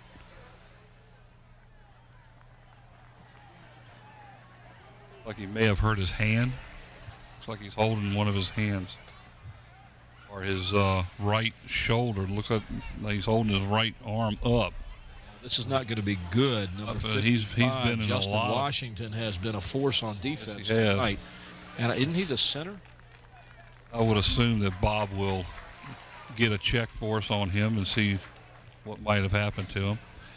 It's not good when they hold their arms like that. That indicates a problem. Might have a problem with his shoulder. So here we go back as Bethel comes back out on the field, and third down and 15 now with 16 seconds to go. Enough time for maybe one more play after this one because they do have a timeout. With that arm he showed a little while ago, I'd go ahead and air it out twice. 3 wide outs to the near side. Back to pass. Manley. A screen pass over the middle to number 6, Gibson, who was run the ball quite well today. He will gain about 3 on the play, and that's it, as Kecoughtan's defense has done a pretty good job. As timeout again is called. And I believe if I was the Bethel coach, I'd let the last 6 seconds run out here. There you see Justin Washington headed toward the clubhouse as halftime approaches. No need in him being out there at all. They need to get attention to him as quickly as possible, make sure they can get him back in the game if indeed it's not a serious injury. So it'll be 4th down and about 11 now for Bethel as the Bruins take their final timeout. 6 seconds to go here. 7-7 is the score. Folks, you can watch the replay of this game Saturday, September the 5th at 7 p.m., Tuesday, September the 8th at 6 p.m., and Friday, September the 11th at 8:30 a.m. and 8:30 p.m. You can also watch it on the internet.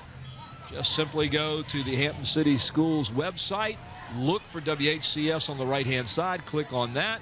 You'll go to the WHCS TV site, click on LSC on the right-hand side. A little pop-up screen will come up, and you'll be able to watch us provided you have the plug-in to watch movies. If not, just simply download that plug-in, and you're in like Flynn. Now Bethel better make sure that they can run off the last 6 seconds here. As the ball is intercepted, and that's the reason why I think they may have made a mistake. That was intercepted by the Warriors, DePriest Jace. He's brought down at the 25-yard line, but the turnover. So that was a play that the Bethel Bruins probably should have waited on to begin with, and it was 6 seconds to go, and it was 4th down deep in their own territory. So we're at the half here at Darling Stadium. Kecoughtan 7 and Bethel 7. And ladies and gentlemen, during the halftime, we're going to show you 2 taped premiere performances of the Kecoughtan and Bethel bands. So stay tuned for that. And then after that, Bob is going to interview Lee Martin, the Kecoughtan High School athletic director. So hang around for halftime here at Darling Stadium. You're watching LSC, September the 4th, 2009.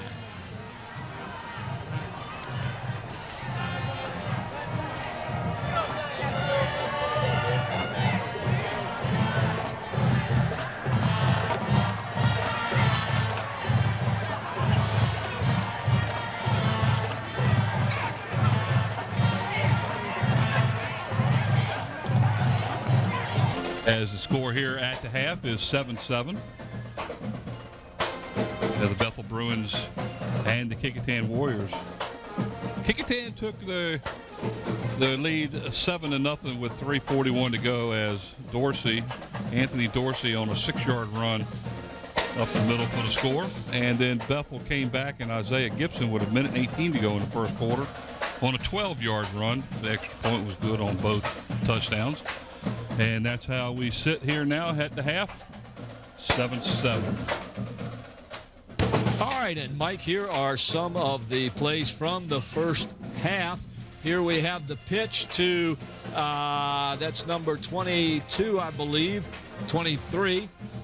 Nice gain down the left side. The nice sharp pass by Dorsey, showing off that strong left arm and pinpoint pass right to a receiver. Here's a great run by Dorsey, showing off his skills, how he jukes and jives. He made the Elvis move. That was just a great run.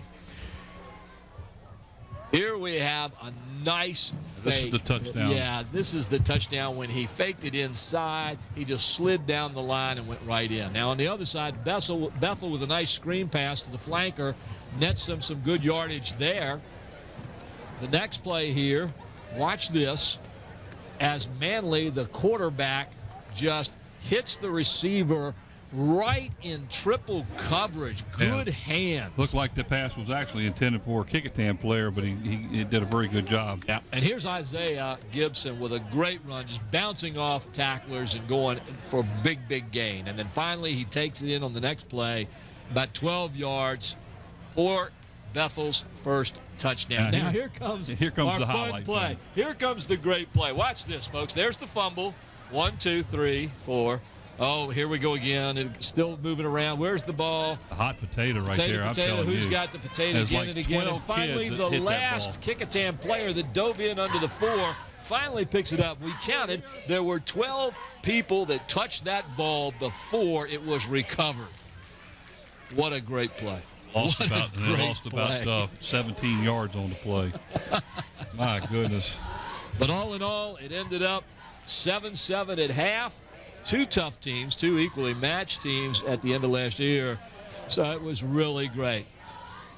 Now, folks, we're going to take you down on the field where Bob has the athletic director from Kecoughtan High School, Mr. Lee Martin. Bob. Thanks, guys. Lee, I know you had a lot of big shoes to fill when you took over athletic director. Leonard Thomas was there forever, did a great job. But being the athletic director, it's not just football that started in the fall, is it? No, a lot of people call it football season, but we've got 3 other sports that keep us busy too, field hockey, golf, and cross country. So tell me some of the things that you have to do, because I know it's just not because you started back school. You went back early. Oh, yeah, we started at the beginning of August. For a month now before school started, we've been practicing, getting equipment ordered, doing eligibility lists for the players, making sure they're eligible. Doing schedules, uniforms, making sure that each coach is ready and prepared for the season. So there's a lot to get ready for a season just to get it started. It's just not, we're going to show up, put on some pads and go from there. No, it's not just wear what you wore last year and I'll see you at the games. No, there's a lot of paperwork and a lot of behind the scenes things that a lot of people don't realize. Did you learn a lot from Leonard? Oh, definitely. He sat down with me for about the last month before he retired and tried to, because I've said there's no way you can show someone everything that you need to know, but he tried to show me everything to prepare me for, for that next school year. So, yeah, I got a lot from Leonard. Well, good. I appreciate you taking time to talk with us, Lee. Thank you. Appreciate All right, let's go back up to the guys. And Bob, you know that Mr. Martin used to be the Dean of Boys, and he used to be called Dean Martin. Okay. Dorsey on the kickoff return, had about his 5 out to about the 25. Yeah, it looks like he gets about 20 yards maybe on the return. So Kecoughtan will start off the third quarter, 1st and 10 at their own 25-yard line. Some stats from the first half. Bethel, 5 of 9 passing, 51 yards, and with an interception. Kecoughtan was 3 of 6 for only 12 yards in the first half. Rushing the ball, Bethel minus 5 yards total. Oh. And Kecoughtan had 91 yards, so the total yardage for the first half for Bethel, 46. Kecoughtan had 103. Whew. Can't tell by the score, though, can you? No, well, penalties were a key in the game, too. Dorsey on a long pitch to the right near side, and the ball was yanked right out of the receiver's hands and recovered by the Bethel Bruins as number 33 for the Bruins recovers the fumble. I believe that was I think it was number 27. Was it 27? I believe so. That's Deshaun Thomas. So a turnover here on the second play of scrimmage, and Bethel will take over 1st and 10 at their own at the Kecoughtan 31. Continuing with the stats in the first half, penalties. Bethel 2 for 10 yards, Kecoughtan 6 for 35. The Bethel Bruins 2 turnovers, none for Kecoughtan. They fumbled the ball a couple times but got them back. Time of possession, though, Kecoughtan had the ball 9 minutes and 16 seconds, and Bethel had the ball for 14 minutes and 44 seconds. Big difference in time of possession, but out of all that, Bethel only had a total of 46 yards. It's amazing, isn't it? No flag on that play, inadvertent flag, so they'll call that one off.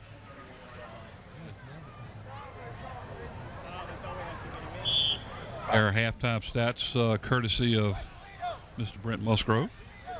1st down and 10 now for Bethel after the fumble by Kecoughtan, and not much there as quarterback Rasheed Manley is bottled up right there in his backfield. And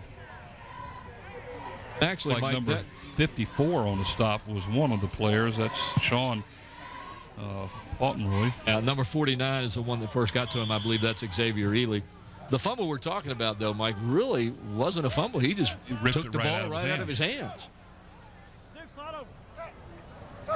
Manley in the shotgun. This time he drops back to pass. Throws that little screen. Nice little screen over the middle. Good yardage this time by Gibson. Down inside the 20-yard line. It looks like it's going to be good for about 12 yards and a 1st down. That was a great call to take advantage of Isaiah Gibson's speed and agility, but we do have a flag on the field. Isaiah Gibson, just a quick little runner with some good moves. See him take that little screen pass and just pick up some great yardage on that. Another sideline warning against Kecoughtan, and Somebody was in the box. I have no idea who it was. Okay, the first one was against Bethel. That's their first one. Each team now will be penalized 5 yards if they are called again. I don't know who it was, but somebody was in the box. And that's one of the things that the officials are being real tight on this year. You can see that white line about 3 yards off of the actual sideline of the field. Nobody, including the coaches, is supposed to be inside of that line. That allows the officials to run up and down the field without being impeded. I tell you what, I watched a replay of a college game last night, and one of the referees was literally run over by a player on the bench that was running down the sideline with the play watching it, and the referee just got slammed, run right over. It was funny, but of course, there goes the yellow flag because the referee was knocked senseless. He ended up laying on the ground for a little while. That was definitely different. But, if you're sitting here watching a replay and the play is going down the field, the referee is running down the sideline with the play, and next thing you know, there's a player over there running too, and the referee stops, the player didn't stop, then boom. That's one of the reasons why they have that sideline warning.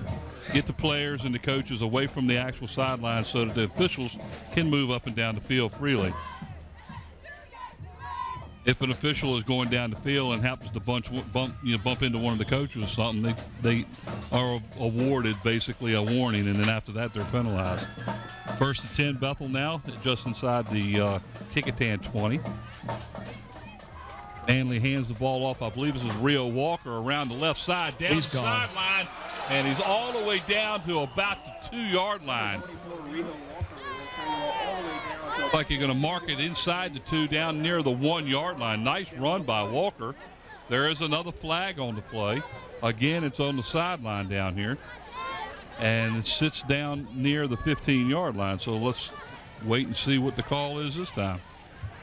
Walker almost got that ball in. You could see him reaching out to put it into the end zone, and that's when he was hit. And the referee who was standing there at the end zone just kind of washed up in the melee there. That's what the play looked like. It's going to be a holding call against Bethel at the 15-yard line, so it'll come back to the 15 and then be marked off 10 yards. They'll end up losing a total of about 5 on it. They also lose the play, too, all the way down to a 1st and goal. Nice run by Rio Walker, though, on the end around. Yes, it was. Utilizing his speed and getting a good block there, he was able to turn that corner and get upfield quickly. 1st and 10 now. The ball's 1st and 15 with the ball sitting at the 25.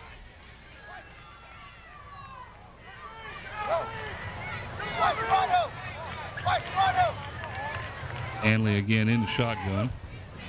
Hands the ball up the middle. I believe that's number 6 it is, Gibson. And he's down near the original line of scrimmage, just inside the 20. 20-yard line. We'll call it 2nd down and about 10. Gibson just gets a straight handoff, and he just follows the blocks right off tackle and picks up some yardage there. That's just straight football. Nothing fancy. There's number 57 for the Kecoughtan Warriors. Let's see who that is, Mike. That is Rashad Jennings. 5'11", 240 pounds. He is a junior. That pass was completed all the way down inside the 5-yard line to number 3, Derek Thomas. And I tell you, that one had us fooled because I was watching the screen. Watch this. Watch this. He's got plenty of time. Fakes one way, goes the other way. Great hands. Great catch. They're going to have a 1st and goal at about the 3-yard line. So here goes Bethel as they are threatening to take the lead here. Timeout is called by Kecoughtan. So Coach Tidwell wants to talk about this a little bit and bring his team over to the sideline and chat a little bit with them, see what they can do about stopping this momentum that Bethel comes out in the second half with. 7-7, 9:48 to go here in the 3rd. For that setup there, Mike, they're going to have to shut off the ends because they've got Isaiah behind 2 other running backs. I think you're going to see the ball go to Isaiah Gibson. He's going to follow the 2 up backs, and they're going to crash one of those sides.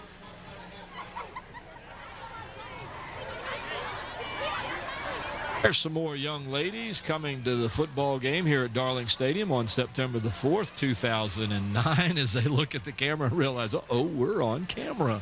They don't realize it probably, but they're live. Unless you're watching them another day. Right now, they're live. Right now, they're live. They're live. 1st and goal from the 3 for the Bruins. Trying to take the lead, trying to take their first lead of the game as they had to come back to tie the game in the 1st quarter. Hanley under the center. Oh, man. Looks like a Kecoughtan defender on the left side jumped a bit early. Half the distance to the goal, and it makes it that much easier for him. Exactly what I was going to say. Look at this. This young man, just over-exuberance, puts him into the zone where he should not be. And in high school, you got to remember, if you go across that line, you can't go back. It's an automatic penalty. Well, you can go back, but it's still a penalty. Yeah. And there goes Gibson Isaiah. Up the middle. And he's in for the score. So the Bethel Bruins now have their first lead of the game as Gibson goes about 1.5 yards to score. That's Gibson's second touchdown of the night. Watch this. He just follows the two up backs. Look at that, right over the right side into the end zone as they just surge forward and push the defenders out of the way. It's just simple for him to almost walk right in there. Like number 99, Britt Baker in to kick the extra point for the Bruins. Bethel gets the fumble turnover, and they make the Warriors pay as they convert the turnover into points, giving them the lead.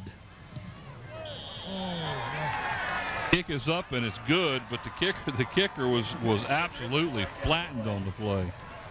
So there'll be a roughing the kicker, and that'll cost Kecoughtan probably 15 on the kickoff. Watch this, folks. He gets a good kick. Mishandled there, a little late going down.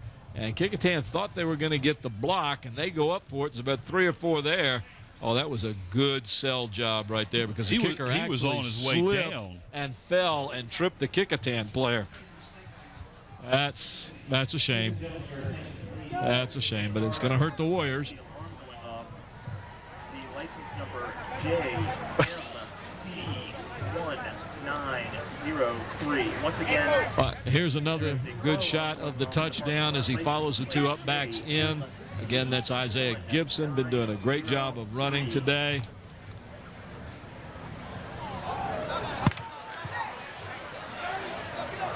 There's a correction. Bethel had 24 yards rushing in the first half. As we reported originally, he had a -5. So our buddy down there was correcting himself and got it straightened out. That changes the total to about 75 total yards, so that makes it a little bit closer. So the 15-yard penalty against Kecoughtan for roughing the kicker will allow the Bruins to kick off from the 45-yard line of Kecoughtan, and Baker will kick off from there. Number 1 is Aaron Matthews along with Anthony Dorsey.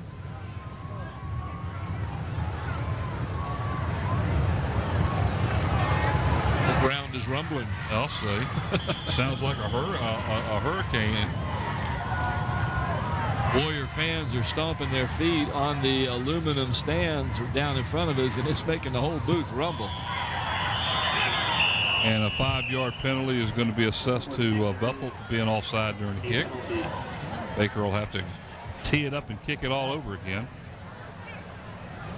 That's twice now Bethel's been called for being offside tonight on the kickoff.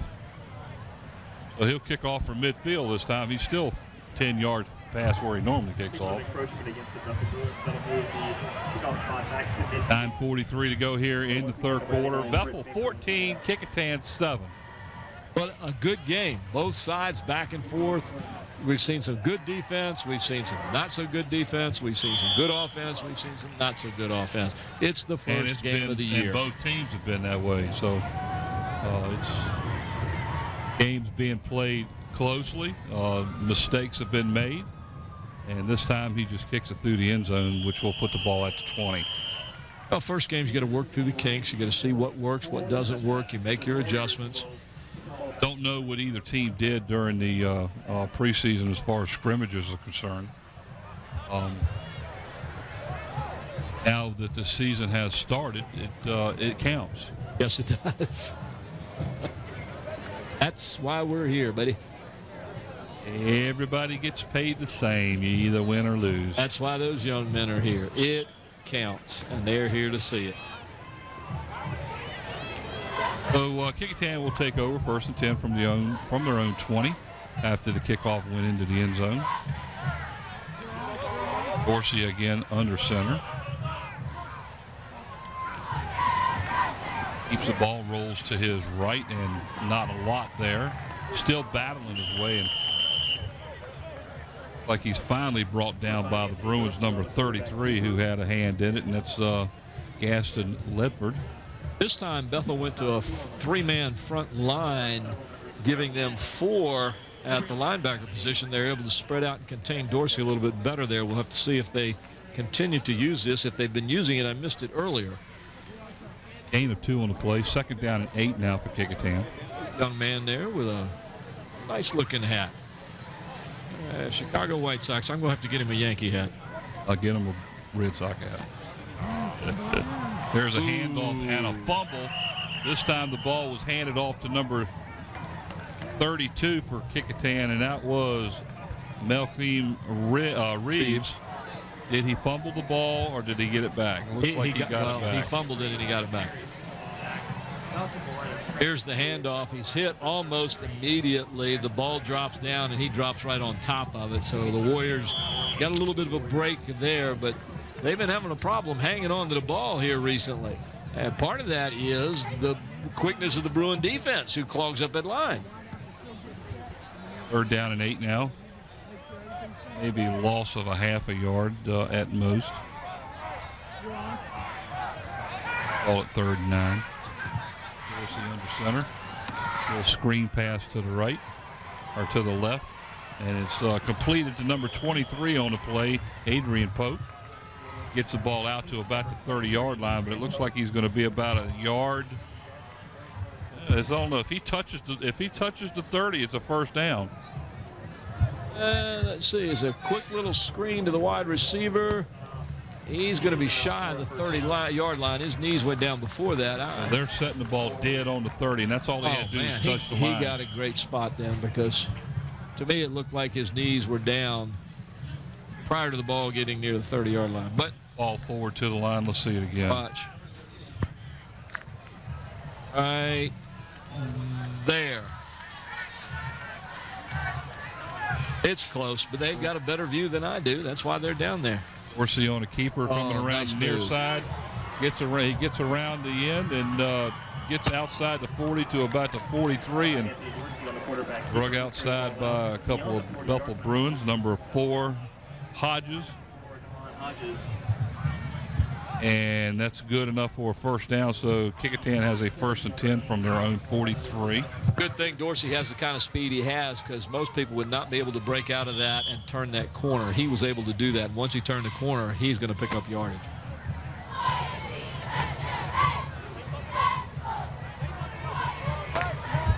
Oh. We've just been asked the question, how many Dorseys have worn number 5 at Kecoughtan? And I have to say I'm not sure. Trivia question. Pitch out to the left to the motion man. Again, that's number 23, Adrian Pope. Gets outside of the 45 near the 46. Looks like they're going to mark it. There's the at quick about the pitch. 47-yard line. Gain of about 3.5 on the play. I'm still impressed, Mike, with the speed of the Bruin defense. They're getting over there quick. They're able to the line is able to penetrate. The backers are able to cover the ends. It's just really good. And there's a couple of Kecoughtan Warriors with the old school Big K. Back when I was in Kecoughtan, roaming the halls, we had a football team who used those exact same helmets, only we had dark green ones with the white K. Nice. Nice little trap play there as number 32 on the play again. Malcolm Reeves on the carry. Good gain of a good 45. The line gave Reeves a small hole. He got through it quickly. He did a good job. Yes, he did. I mean, the line said, okay, on this play, it's a quick trap play. We're going to give you a short opening. If you don't get through there, you're in trouble. He got through there. Now, Scotty had a good point there.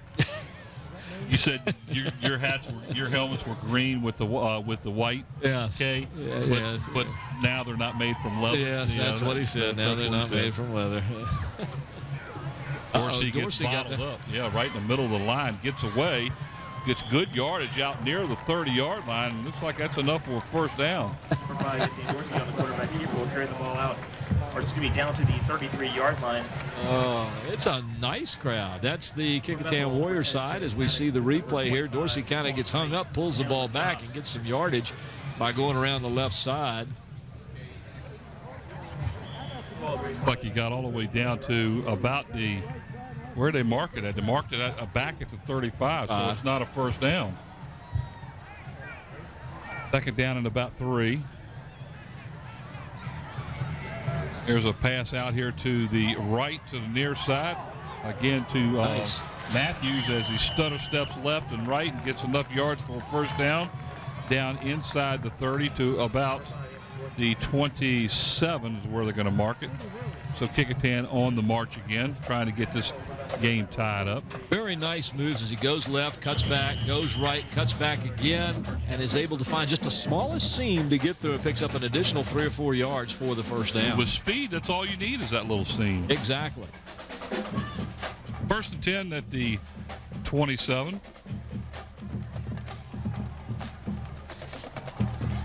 Well, back moved early. They're going to stop it. Yeah, it looked like Reeves jumped a little early on the play. That's going to cost them 5.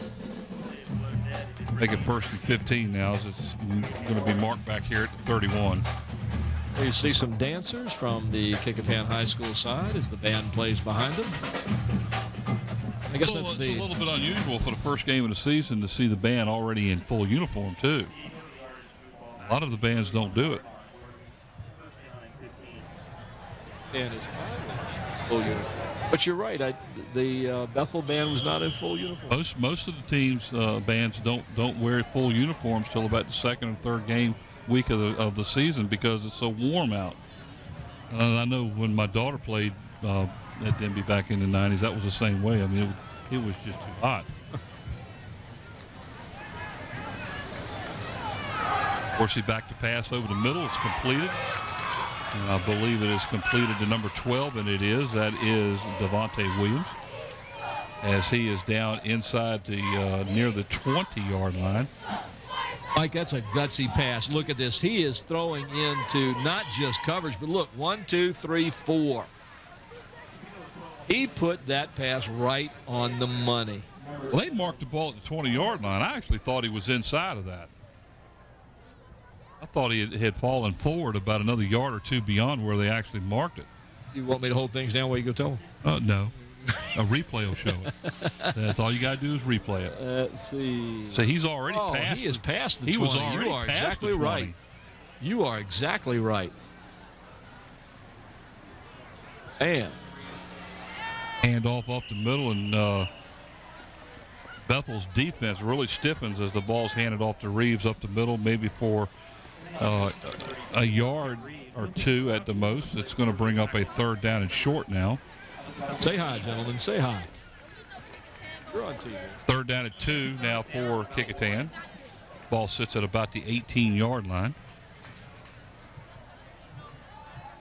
Don't forget we have to we will be picking player of the games for both teams today. Yes, we will. As we are at the 3:50 mark here in the third quarter. And, folks, I was a little remiss. I need to remind you that the third quarter of this game has been sponsored by Eric Thompson Realtor, a Hampton City Schools alumni and former athlete. You can call Eric at 685-3127 to buy or sell a home or property. And I'll give you some more of our sponsors in just a few moments. Dorsey being forced out of the pocket and out of bounds as he gets back to, looks like he might have gained about a yard on the play, but he might be a yard short of the first down. That was a busted play because it looked like he wanted to pitch it, then there was nobody there to pitch it to. Dorsey actually, he may have come out from center and turned in the wrong direction because the back. Yeah. Fourth down and short for Kecoughtan. Was that Gene down there that almost took a hit? Gene, you're going to need combat pay, buddy. We'll see if we can work it for you. Make sure you wear a rubber suit or something to help pad him. Fourth down and a yard now for Kecoughtan as they're going to go for it. They need to get down near the 15. Ooh. And I'm not so sure he got it. Ooh. He looks like they're going to be marking it at the 16, and he's got to get past the 16, I think, to get the first down. He's close. This is going to be another one of those marks, and I think he's short. Dorsey's going to have to be helped up here this time. And this is close. Short by 1 inch to 2 inches. Looking at that ball. Where's right Bob? there. Is he down there?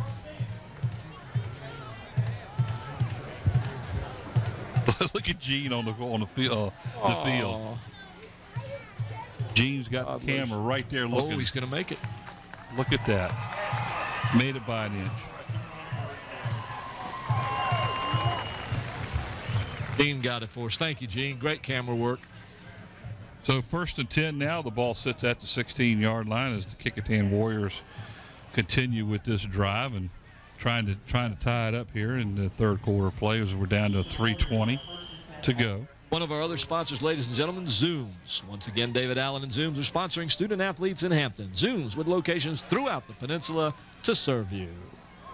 And Zooms has been in partnership with WHCS and the local sports channel for many a year. Many years. And along with Zooms, we have Kelly's Tavern. Good food at good prices. Bring the entire family to enjoy one of their delicious meals at Port Warwick off Jefferson Avenue in Newport News or at Coliseum Drive at Mercury Boulevard in Hampton.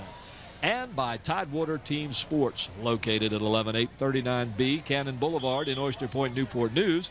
Tidewater Team Sports offers screen printing, embroidery, uniforms, and apparel.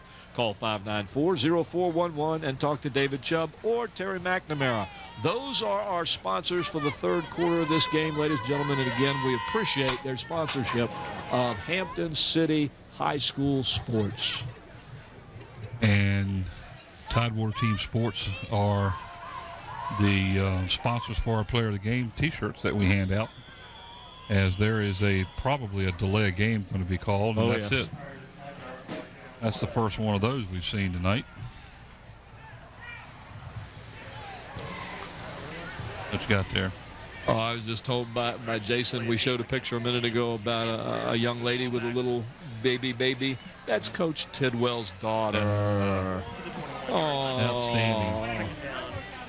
Maybe if we get a shot of that again sometime, here's pinpoint also that for something you. I want to put out. In a game that was played this afternoon over at Todd Stadium, the Warwick Raiders upended the Menchville Monarchs by a score of 46-16. That was played. That was probably finishing up about the time we were starting this game. And there's Dorsey being hurried again, and he misses a couple of tackles and gets down inside the 15, down near the 12. He got something out of nothing on that play, we'll tell you that. He didn't have a lot of room to maneuver over there on the left sideline, and he was able to pick up some positive yardage. Watch this on the replay. It's somebody missed something, because I think he was supposed to hand it off. He takes it, jukes, jives, moves, slides. I tell you, he's Just an elusive kid. A little bit of a note for all the fans that if one of our Hampton schools are playing a Newport News school over in at Todd Stadium, and it's a nighttime game, it won't be aware that the games now will be starting at 5 in the afternoon until either the end of September or first part of October. The new lights they ordered haven't come in yet. and they the took old the other lights ones are down. down.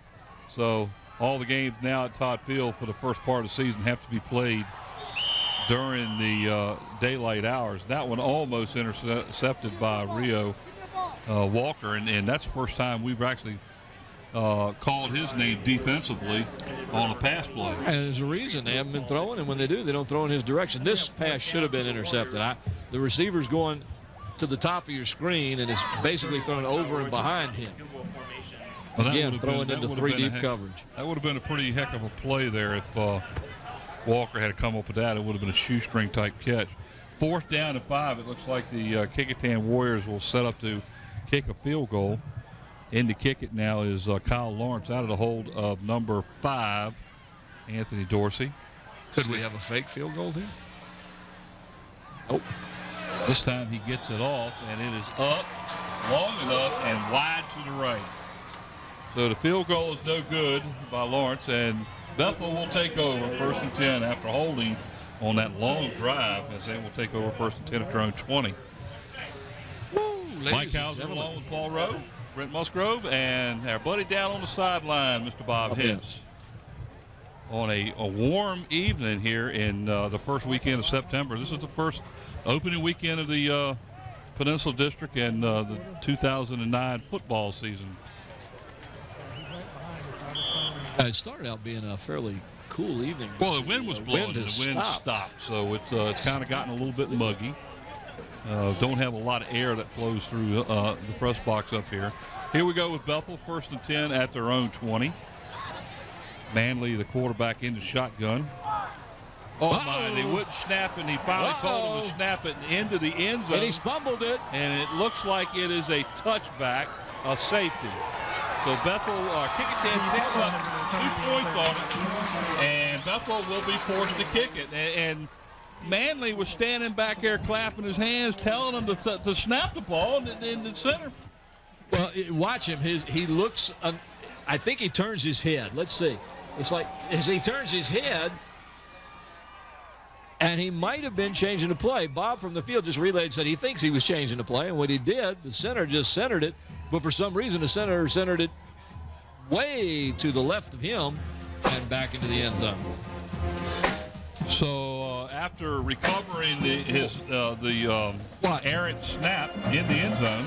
Yeah, I think he's changing the play. He's calling out the play left, right, now back here to get somebody's attention. It looks like he's trying to get somebody to go in motion. But that still doesn't account for the fact that ball was centered a good almost 7 feet to his left.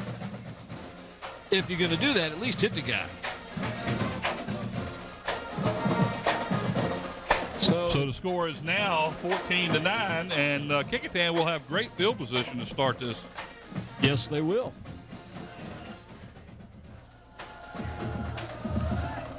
Mistakes have led to scores for both teams now as Bethel took advantage opening the second half by grabbing a fumble out of the hands of a Kecoughtan player and then taking it in for a score.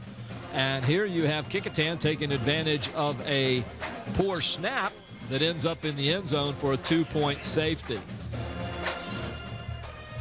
Yes.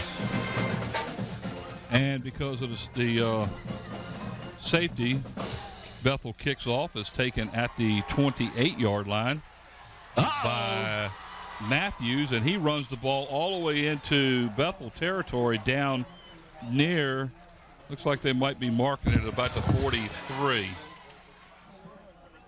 So Kecoughtan gets 2 points from the safety, and then we'll take over right here.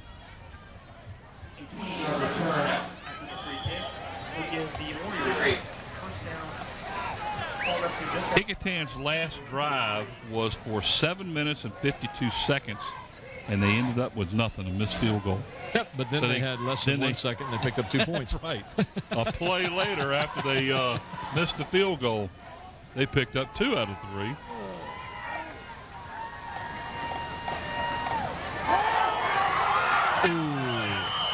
Nice little handoff and good yardage on the play this time to Reeves as he gets yardage down inside the 35 as the time continues to run here towards the end of the third quarter. He just barely got tripped up right here, and he would have been gone. That defender, it would have been nothing but end zone in front of him. Folks, we hope you're enjoying watching high school sports here on LSC. We're very proud of our station, and I think the Hampton City school system is as well. We broadcast sports 24 hours a day, and you can watch past sporting events from Hampton City schools for the past 25 years. All you have to do is turn to our channel on Cox 48 or Verizon 22. And the ball up the middle again to Reeves. Not much going there. No gain. Put the ball, well, let's see, they did move it up about a yard. Looks like they're going to have to take a measurement again. So our officiating crew has been quite busy doing measurements tonight. And Mike, one other thing about viewing LSC, not only can you watch it on TV, and we repeat all of these games day after day after day, like I said, 24 hours, but the option that I really enjoy is the fact that you can see it on the internet. People move out of the city, they move out of the area. People have relatives, grandparents, aunts, uncles who live all over the United States. You can go on to the internet. If you have a computer and internet access, you can go on to the Hampton City Schools website, and on the right-hand side of the page, you see WHCS. Just click on that. It'll take you to the next page. On the right-hand side, you'll see LSC in a little black box. Click on that. A screen will pop up on the left side, and the program will begin showing you exactly what you would see on TV were you to get that channel. So if I'm in Florida, I can do that and watch programming from LSC 24 hours a day, 7 days a week. I was watching a game sitting at the house the other night, and there goes Dorsey around the left end. Great run, out of bounds at about the 20. It's going to be plenty of yards for a first down. And I was sitting there watching a Hampton-Warwick game, and guess who the quarterback was for the Crabbers? I'm going to guess Ronald Curry as we see. No? It was before Curry. Eric Hunter. Oh, my gosh. Eric Hunter, a young man that graduated from the Crabbers back in the 80s and went to Purdue. As a matter of fact, I believe when he graduated from Purdue, he led all of Purdue's offensive records. It's been since broke, but that was a young man who had a very strong arm. He was a pro-style quarterback that could really throw the ball. Well, we've always had some good players in the Hampton Roads area. That's no question about that. You do not have to run a play. Oh, that's right. Scotty's saying we've got games with Michael Husted, the kicker from Hampton, who went on to play many years in professional ball. As the clock continues to run down under 5 seconds as the end of the third quarter is upon us. So at the end of 3, Bethel Bruins 14 and the Kecoughtan Warriors 9. You're watching LSC Local Sports Channel, coming to you live from Darling Stadium, September the 4th, 2009, as we bring you Peninsula District football from the city of Hampton, Bethel High School, and Kecoughtan High School. Paul Rowe along with Mike Hauser, Brett Musgrove, and Bob Hintz, who is ready on the field with a special guest. Bob, who have you got down there? Got Beth Mayer down here. Beth is, what is your title? Coordinator of athletics. Coordinator of athletics, and I've known Beth for a long, long time, and I know this is a difficult job. Tell me about what you have to do. Okay, well, when we talk about Darling Stadium and getting it ready, I schedule the workers, I order the food, I stock the food, I make sure the referees have been paid. Thank goodness I don't have to seed the grass because I don't know anything about lawn. Then I get the concession workers, but I work along with Mimi Thompson, who helps me a lot with all of this, and that's just part of my job. My other part is to make sure our kids have the grades and give them waivers if they need it and guide them, and just to promote athletics in Hampton. So you don't do much of anything at all? No, I'm really kind of just laid back. Well, the guys upstairs want to know where all this food is. They didn't get any. Oh, the hospitality room? No, I'm talking about upstairs. Mike is so... I ain't said nothing. I'm not going to say a word, Mike. Thank you, Beth. You're very welcome. I'll take 2 hot dogs. One thing I want to say. If you're sitting at home and you're watching this game, you're missing a lot. Come by here and get into this atmosphere. It's a wonderful atmosphere to be in. Absolutely. I can echo that. Thank you, Beth. Thank you. And then we're going to get back to the training wheels here now if this keeps up. No, I'm looking for the 2 hot dogs, Bob. There you go. If she orders the food, order me some. Here's a last replay. play.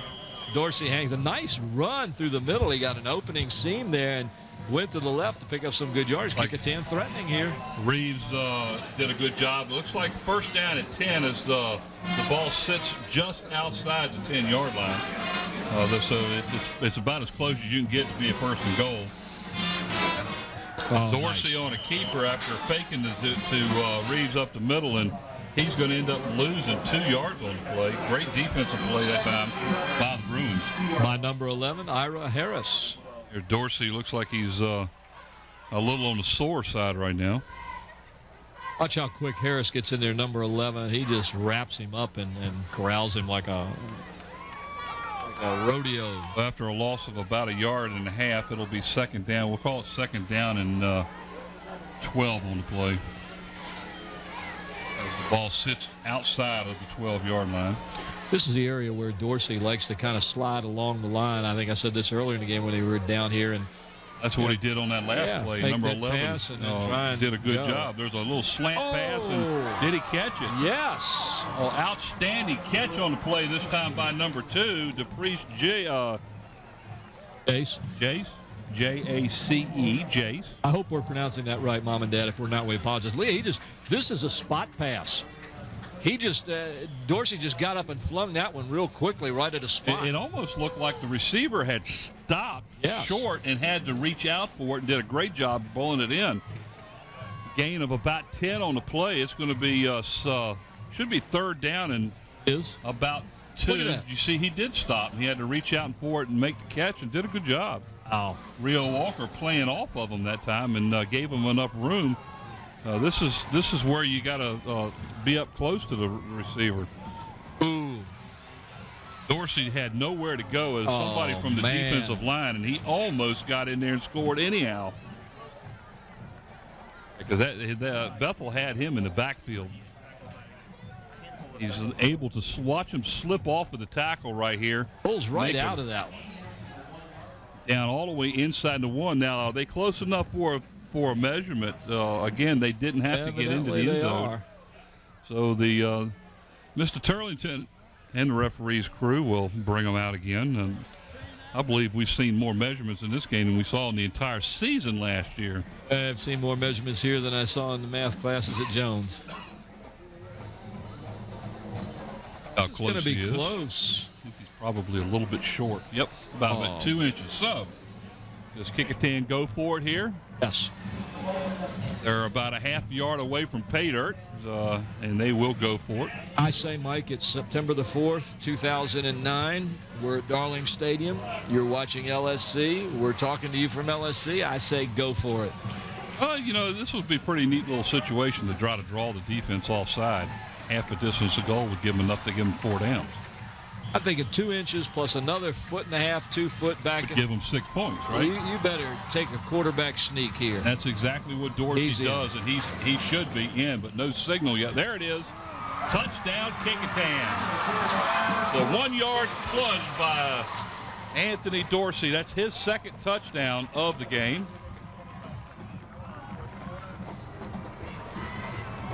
Well, the Warriors take advantage of the turnover, and that being the bad snap center that gave them 2 points for safety and allowed them to get good field position on the kick and turn it in, as you saw just on that last replay where Dorsey just snuck it in from about half a foot out there. Call it a yard. Yeah. You got to give him a yard. I did. Lawrence in there now for the extra point attempt. This has been an experience tonight, too. It's going to be another one. Flags on the field. Let's see if Bethel may have jumped offside. Let's see. Nope.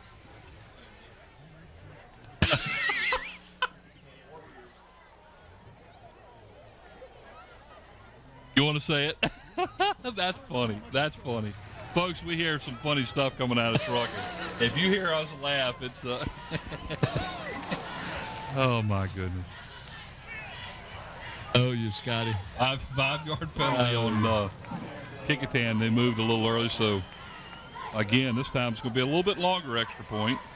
Lawrence again out of the hold of Dorsey. The ball's down. Kick is up long enough, and it is good. So the Bethel Bruins, after taking the 14-7 lead, now find themselves trailing by 2, 16-14. So that safety that happened not too long ago may be real key to this. Huge in this game. Right now it looks huge. There's no question about it.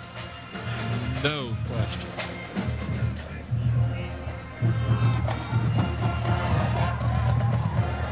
About 9:25 left in this game as you listen to the Warrior band playing after the touchdown, putting the Warriors ahead. Fourth quarter sponsors ought to be. Our fourth quarter sponsors tonight are Park Lawn Wood Funeral Home, located at 2551 North Armstead Avenue. By Zooms, with locations throughout the peninsula to serve you. They're longtime sponsors of Hampton City Schools and student athletes. By Kelly's Tavern, family dining with some of the best burgers in town. located on the peninsula at Port Warwick off Jefferson Avenue in Newport News, and their newest location on Coliseum Drive at Mercury Boulevard in Hampton. Tidewater Team Sports, your one-stop sports headquarters for screen printing, embroidery, uniforms, and apparel. Located at 11839B Cannon Boulevard in Oyster Point, Newport News. Simply call 594-0411. Talk to David Shub or Terry McNamara. And guys, if you want to sponsor sports on LSC, please call our station at the schools. And yeah, this is a nice thing. Some people think, well, you're only getting the sponsorship for the live game. No, you're not. We replay these over and over and over again. People who sponsored this 20 years ago are still showing up on TV. So it's long-term, forever sponsorship. It's cheap, and it's worthwhile. Wow, that was close. Lawrence kicks the ball off, and it lands right in front of the goal line and touches the goal line, so it automatically is brought back to the 20. And I got a feeling somebody on Kecoughtan said something, and this is not going to be pretty, folks. No, it's not. That might cost them 15 yards. Back up, come on. That is crap. Hey, listen to me. That is a pathetic penalty right there. I can't talk to my guys till the band's playing.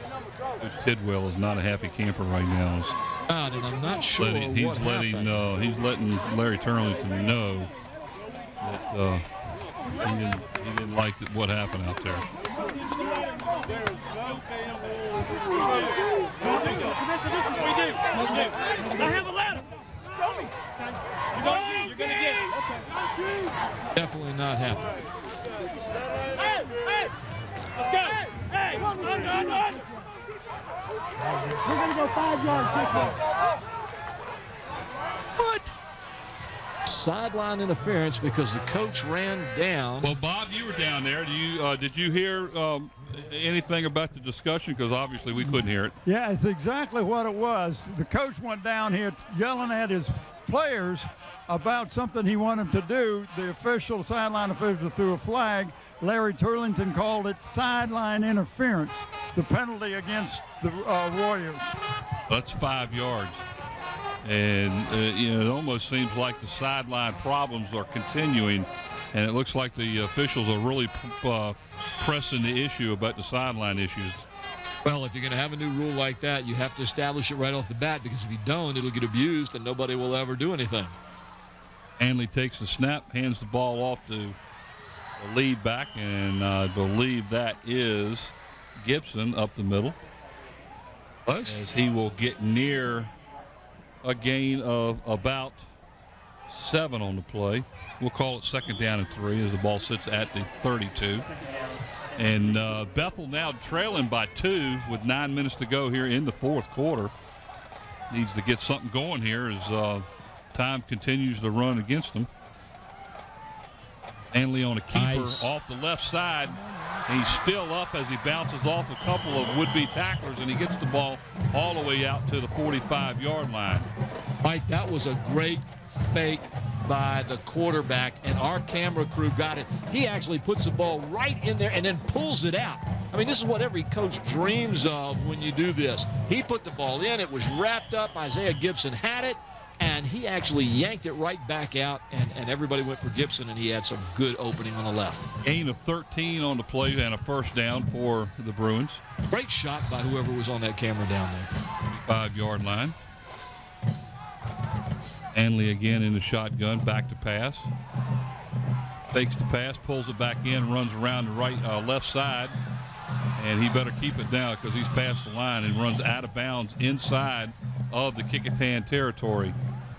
Looks like he's down near the 50. Let's see where they end up marking him. Gain of maybe 5 on the play, as they will mark it just shy of the 50-yard line. Bethel doing some good work there as we watch the Warriors number 57, Rashad Jennings on the sideline. The junior hoping his team can stop this drive. And there we have a guy with a Yankee hat. Scotty? Yeah, we had some good baseball fans out there.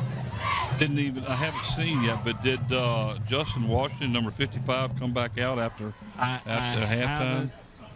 He went in right on the last play before half and was holding his arm like he may have hurt his shoulder, but I don't see him. Sideline, seeing if I can find him, and I don't see him anywhere, but he's out on the field. Oh, no. Bob, did you by chance get any kind of report on number 55 during the halftime? I did not. I'm going to try to get a hold of the trainer in a minute, and I'll see what I can find out. The young man's name was Hampton? No. His name is Justin Washington. No. Washington? Okay. Yes, Washington. 55? Yes. Manley in the shotgun again, second down and a long 5, and he draws Kecoughtan offside. That's going to make it easier. 5 yards will make it second down and less than a yard. That will not help Kecoughtan's cause, given the yardage away like that. Watching the top of your screen there, you'll see him. He steps right in the zone. Cannot be. 55-yard penalty will give Bethel a second down and short. What'd you find out, Bob? It was just a stinger. He's okay. Good. I said no problem at all. Good. Good news for everybody. Kecoughtan has 11 penalties in this game so far. There's Manley on a keeper off the left side. Breaks away from 3 or 4 tacklers and gets inside or down near the Kecoughtan 25-yard line. So Manley's doing an exceptional job holding the ball and getting good yards on these runs now. He is, but I'll tell you, Coach Glenn Tidwell is not going to be a happy camper. Watch this. He takes it. Look at here. You try and arm wrap him, you can't get him. All the way down to the 25-yard line. Bethel making a big statement here as they went behind with some mistakes, and now they're just methodically taking the ball down the field. Manley looked like he wanted to possibly pitch that out, and instead he held it. And if he had pitched it out and got it to that man in motion, they would have gained a lot more yardage because there was nobody defensively out there. They all collapsed. They all keyed on Manley. Watch this. Look at that. There's look nobody at out the there. defensive end actually moved in towards Manley and left the pitch man wide open.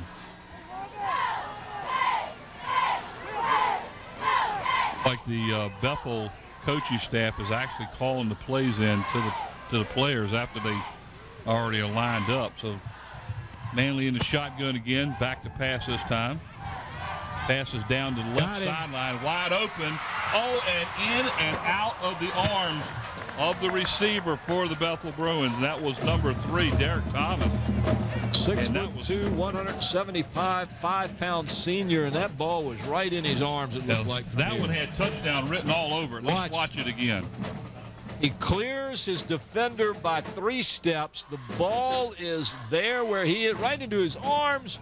I think the defender got the hand in there. Number 1, Matthews, may have got an arm up in there. So we ended up getting a good defensive play out of Kecoughtan on that one. 3rd down and about 9 now. Thank you, camera crew, for the great shot on that. Pass is complete out here to, I believe that's Walker. Is that correct? Yeah, Rio Walker down inside the 20. Looks like at about the 19. It's going to gain maybe 5 on the play, and that's it. So it's going to be 4th down and about 4 on the play. It's just a quick turn. He waits for Walker to get outside, throws the pass where he can get it. Right, Gene is backing up. Now, let's see, where did they mark it at? Yeah, they marked it about his forward progress, so that's good. That was a good mark. Now what do? You're about 3 yards short. Bethel calls timeout with 6:29 to go here in the 4th, trailing 16-14. They have a 4th down and 4. Let's see what the Bethel Bruins and Coach Jeff Nelson can pull out of the hat here. I say take that hat off, pull out a run. What's the worst that's going to happen? You're going to turn the ball over deep in Kecoughtan's territory. I say let Dorsey. Defense has been doing a great job. I say let Manley take the ball around the left end again. I say go for it. That's where he's been successful tonight. He's going to the left side. What you got down there, Bob? quarterback for the Warriors, Dorsey, he is cramping up. I watched him on the sideline. The trainer's working on trying to keep his calves stretched out, and during this timeout, the trainer went out there and put his foot up there, let him put his toe on it to stretch that calf so it wouldn't cramp up on him. He's been out here a long time. Yeah, he was. It looked as though he was having problems when they were down at the other end of the field right before they scored that last touchdown. And we made a comment. It looked like he was banged up a bit. Well, he's playing both sides of the ball, in this heat. That's right. And that's why these officials say that they need to stop the game and let them hydrate. They need to make sure they get plenty of water. Bob. Yeah. How many sides does the ball have? Beg your pardon? How many sides does the ball have? Oh, you guys are really cool. No, actually, it's hot up here. You got an offensive side and a defensive side. You look at that football, and you'll see one side says DEF, the other says OFF, and then on the end it says, watch out, Paul. You're good, Bob. You're good.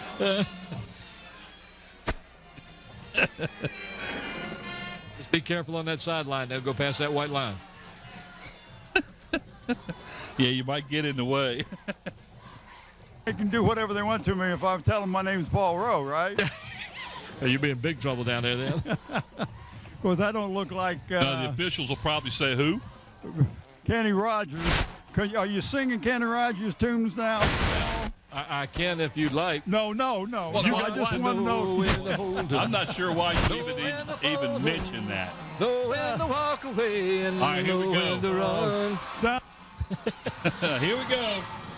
4th down and 4. Key play in the game right now with 6:29 to go. I say it's going to be Isaiah Gibson.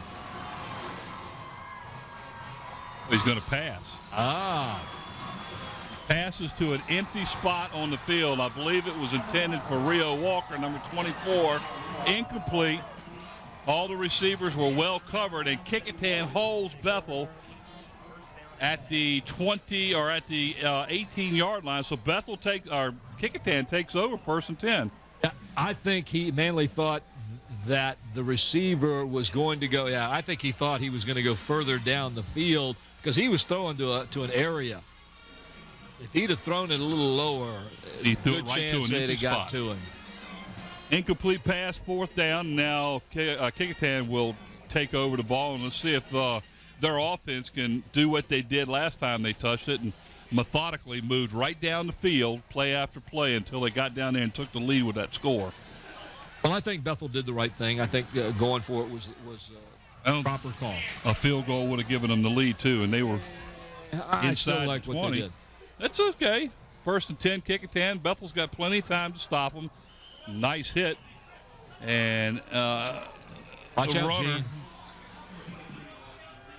Runner on the play for Kecoughtan was number 23, and that's Adrian Pope. He's going to gain a couple yards on the play, and that's about it.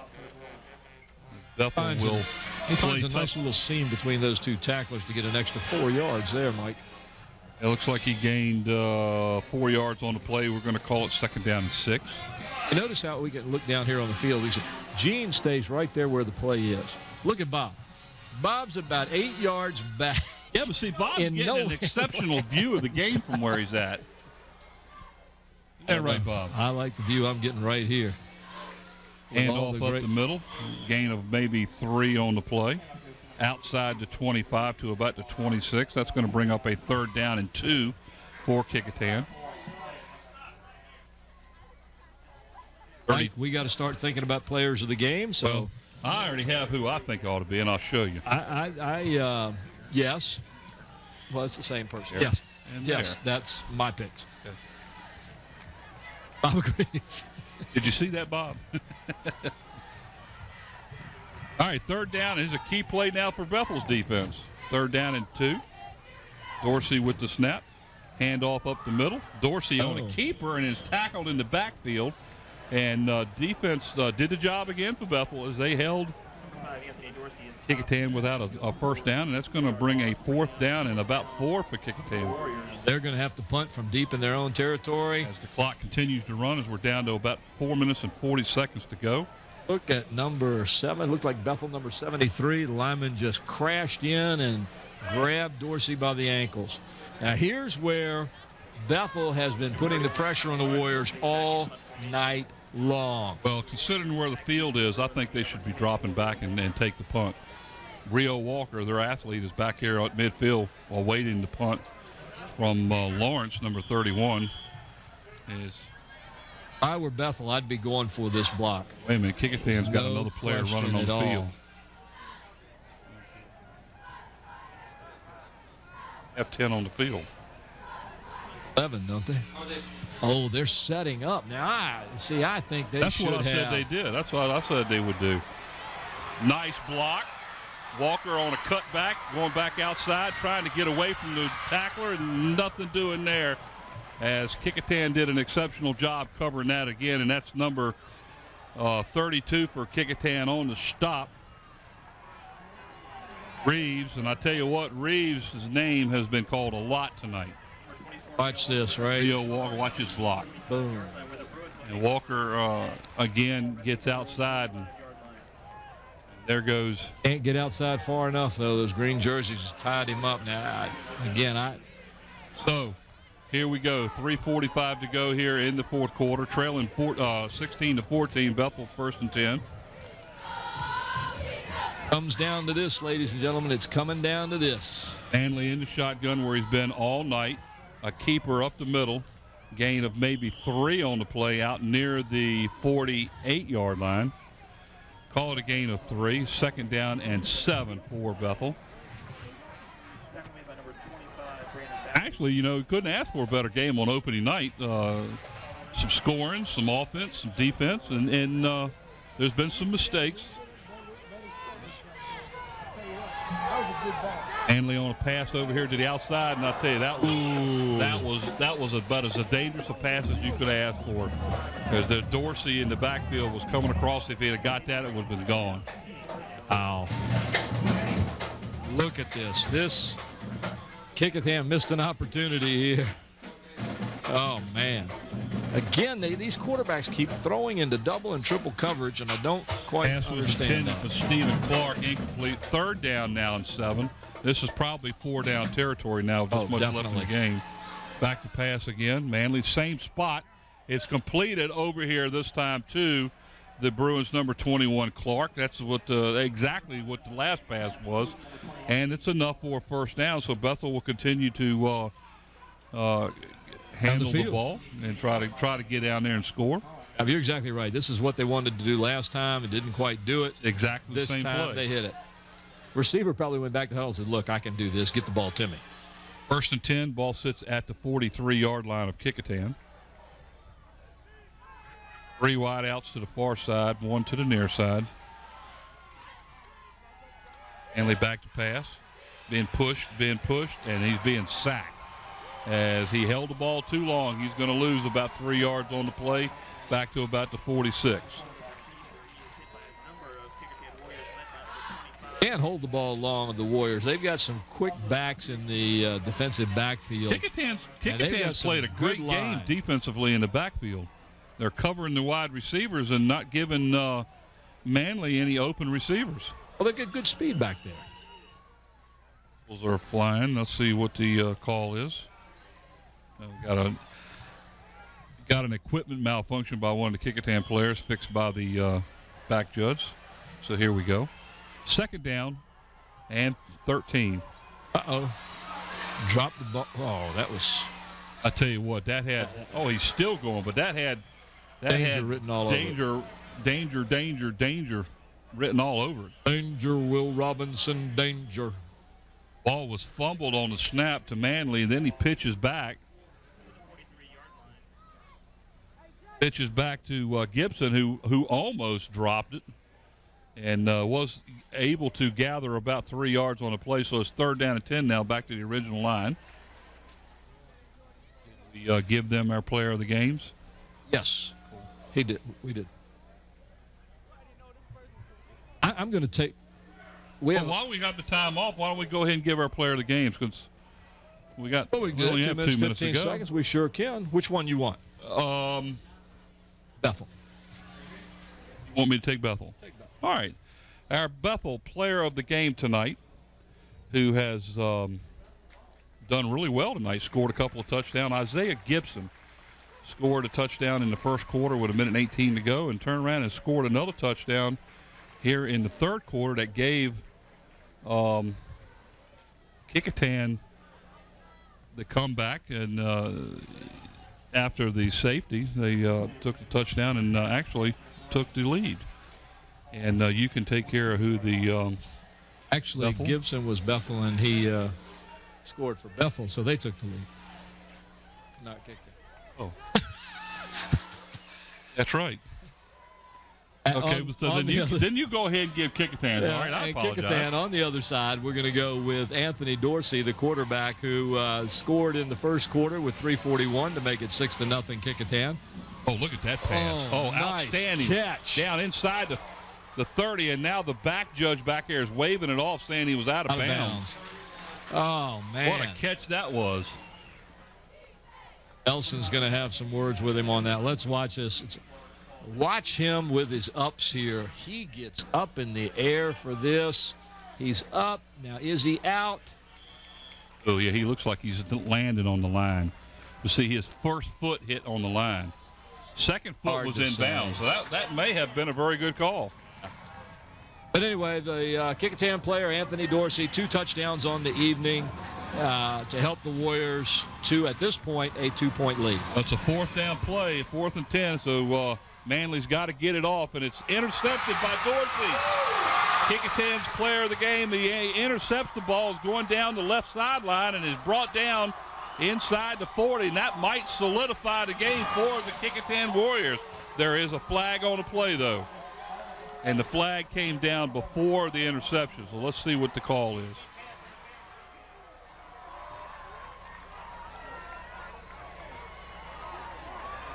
Here's the pass. You have to put it up in this situation, I guess, but he puts up a floater. And that's a dead quail out there. And, again, he throws into 4-man coverage. Holding against Bethel, so the interception will hand. They've told him several times not to run down that sideline, and you can see the Kecoughtan coach running right down there. I didn't see it. I was watching. But a great interception by Dorsey again. Was he? The interception will take precedence here after the holding penalty against Bethel is declined. So Kecoughtan will take over 1st and 10 all the way down at Bethel's 31 or 36-yard line with 1:41 to go and a 16-14 lead. We talked earlier about how Bethel wanted to have a little bit of revenge factor, and how Kecoughtan and Tidwell had made the comment that this is 2 new teams. They can do all they want to, but the Warriors are coming out here with a different team and a different attitude. They want to win this game just as bad, and right now they're winning the battle. Well, to me, without seeing any stats, it's been an even game. What a crucial turnover that is, as Dorsey takes a knee, and there goes a flag on the play. Last time I did mathematical calculations, you get 30 seconds for a play. 4 times 30 is 120, and there's 141 seconds. You only get 25 seconds, less than that. They're still going to have to make a first down. And there's a procedure penalty called against Kecoughtan.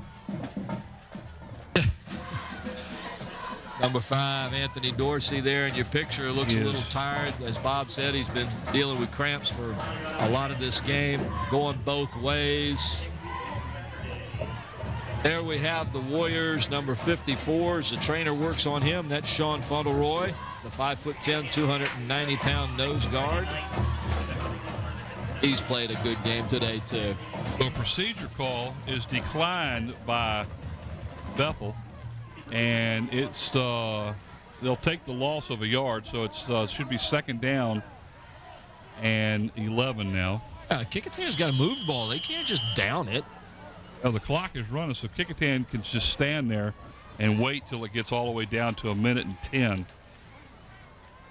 So they take the snap anyhow. Dorsey on a run around the right end.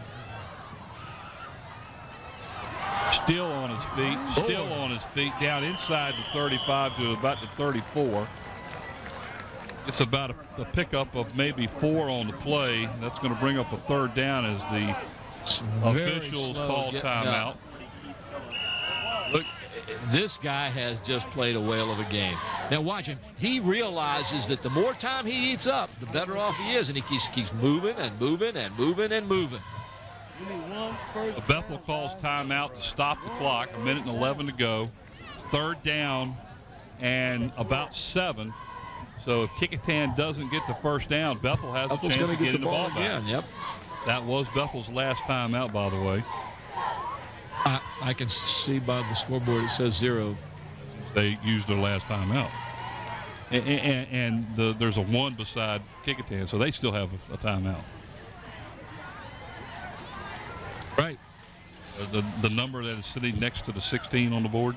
I can see clearly now the rain is gone. Bob, please. Is there anything you can do? I can see all obstacles in my way. Bob's ignoring me now. He's down there shaking his head. If I continue to sing, we might win a teller.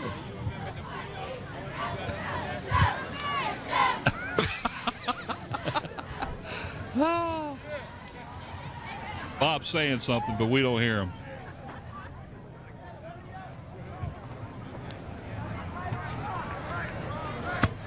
He's still talking, but we can't hear him. Oh, now we can hear. Now we can hear him. Go ahead. You're not thinking American Idol, are you? Oh, my goodness. No, America's Got Talent? America's Got Talent. You would do great. You would do great on Chuck Burris's The Gong Show. Oh, Lord. Boy, that was a show from the past. Is he still alive? And I might Who get on cares? that show and resurrect that program. Chuck. Brent said you're talking about Bob or Chuck being still alive. It'd be perfect for you, Paul. You would do perfect in that situation. You just want to hear that gong Paul, again. quit hiding behind the monitor. I can see you. Been a great game, guys. Been a great game. Now, fourth down now as the clock continues to run. Yet you're right, Bob. It's been an outstanding first game of the year. Well, and I tell you, America's Got Talent, right there. a lot of these guys down here that have been playing both ways, you can really tell they're cramping up, and this idea of stopping and letting them hydrate is such a good idea. Kecoughtan calls timeout now to keep from getting that penalty, and they're looking at a 4th down and 8, so Bethel might have a chance to get the ball back.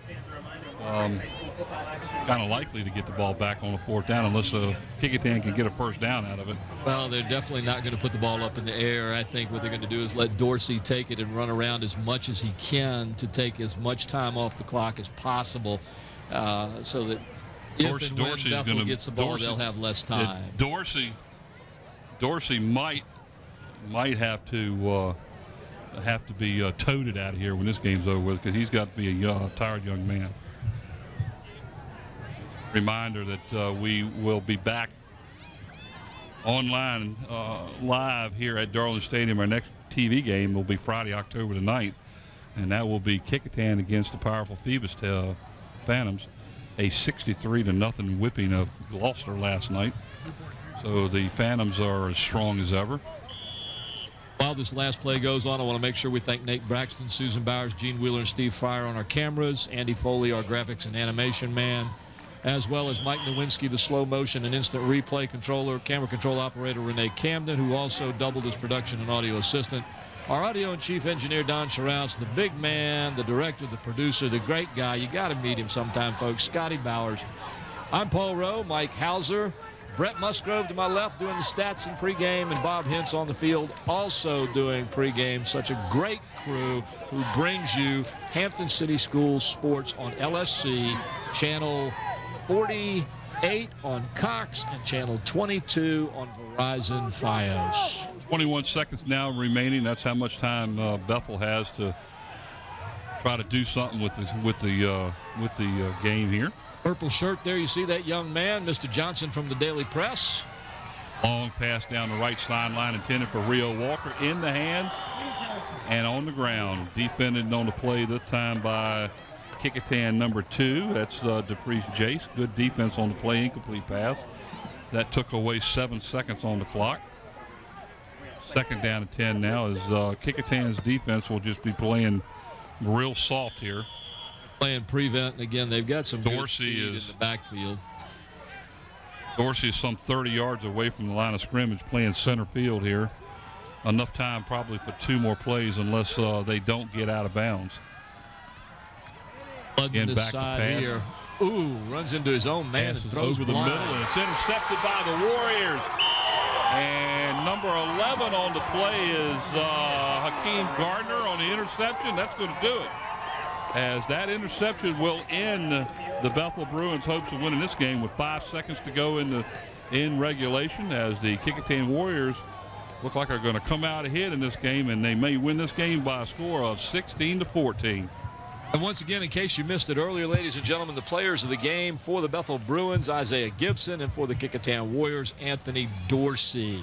Both players played exceptional tonight. Dorsey made some outstanding plays, and Gibson out of the backfield did a very good job, as Manley, for the quarterback playing in his first varsity game for the Bethel Bruins, did a very good job too. So one play and it'll all be over with, as Dorsey will probably take a knee here. But he does. So the final score here at Darling Stadium, Kecoughtan opens up the season with a 16-14 win over the Bethel Bruins. Outstanding game for the first game of the season. A lot of mistakes on both sides. There was some very good play. So we will see you in a few weeks. So again, the final score here was the Kecoughtan Warriors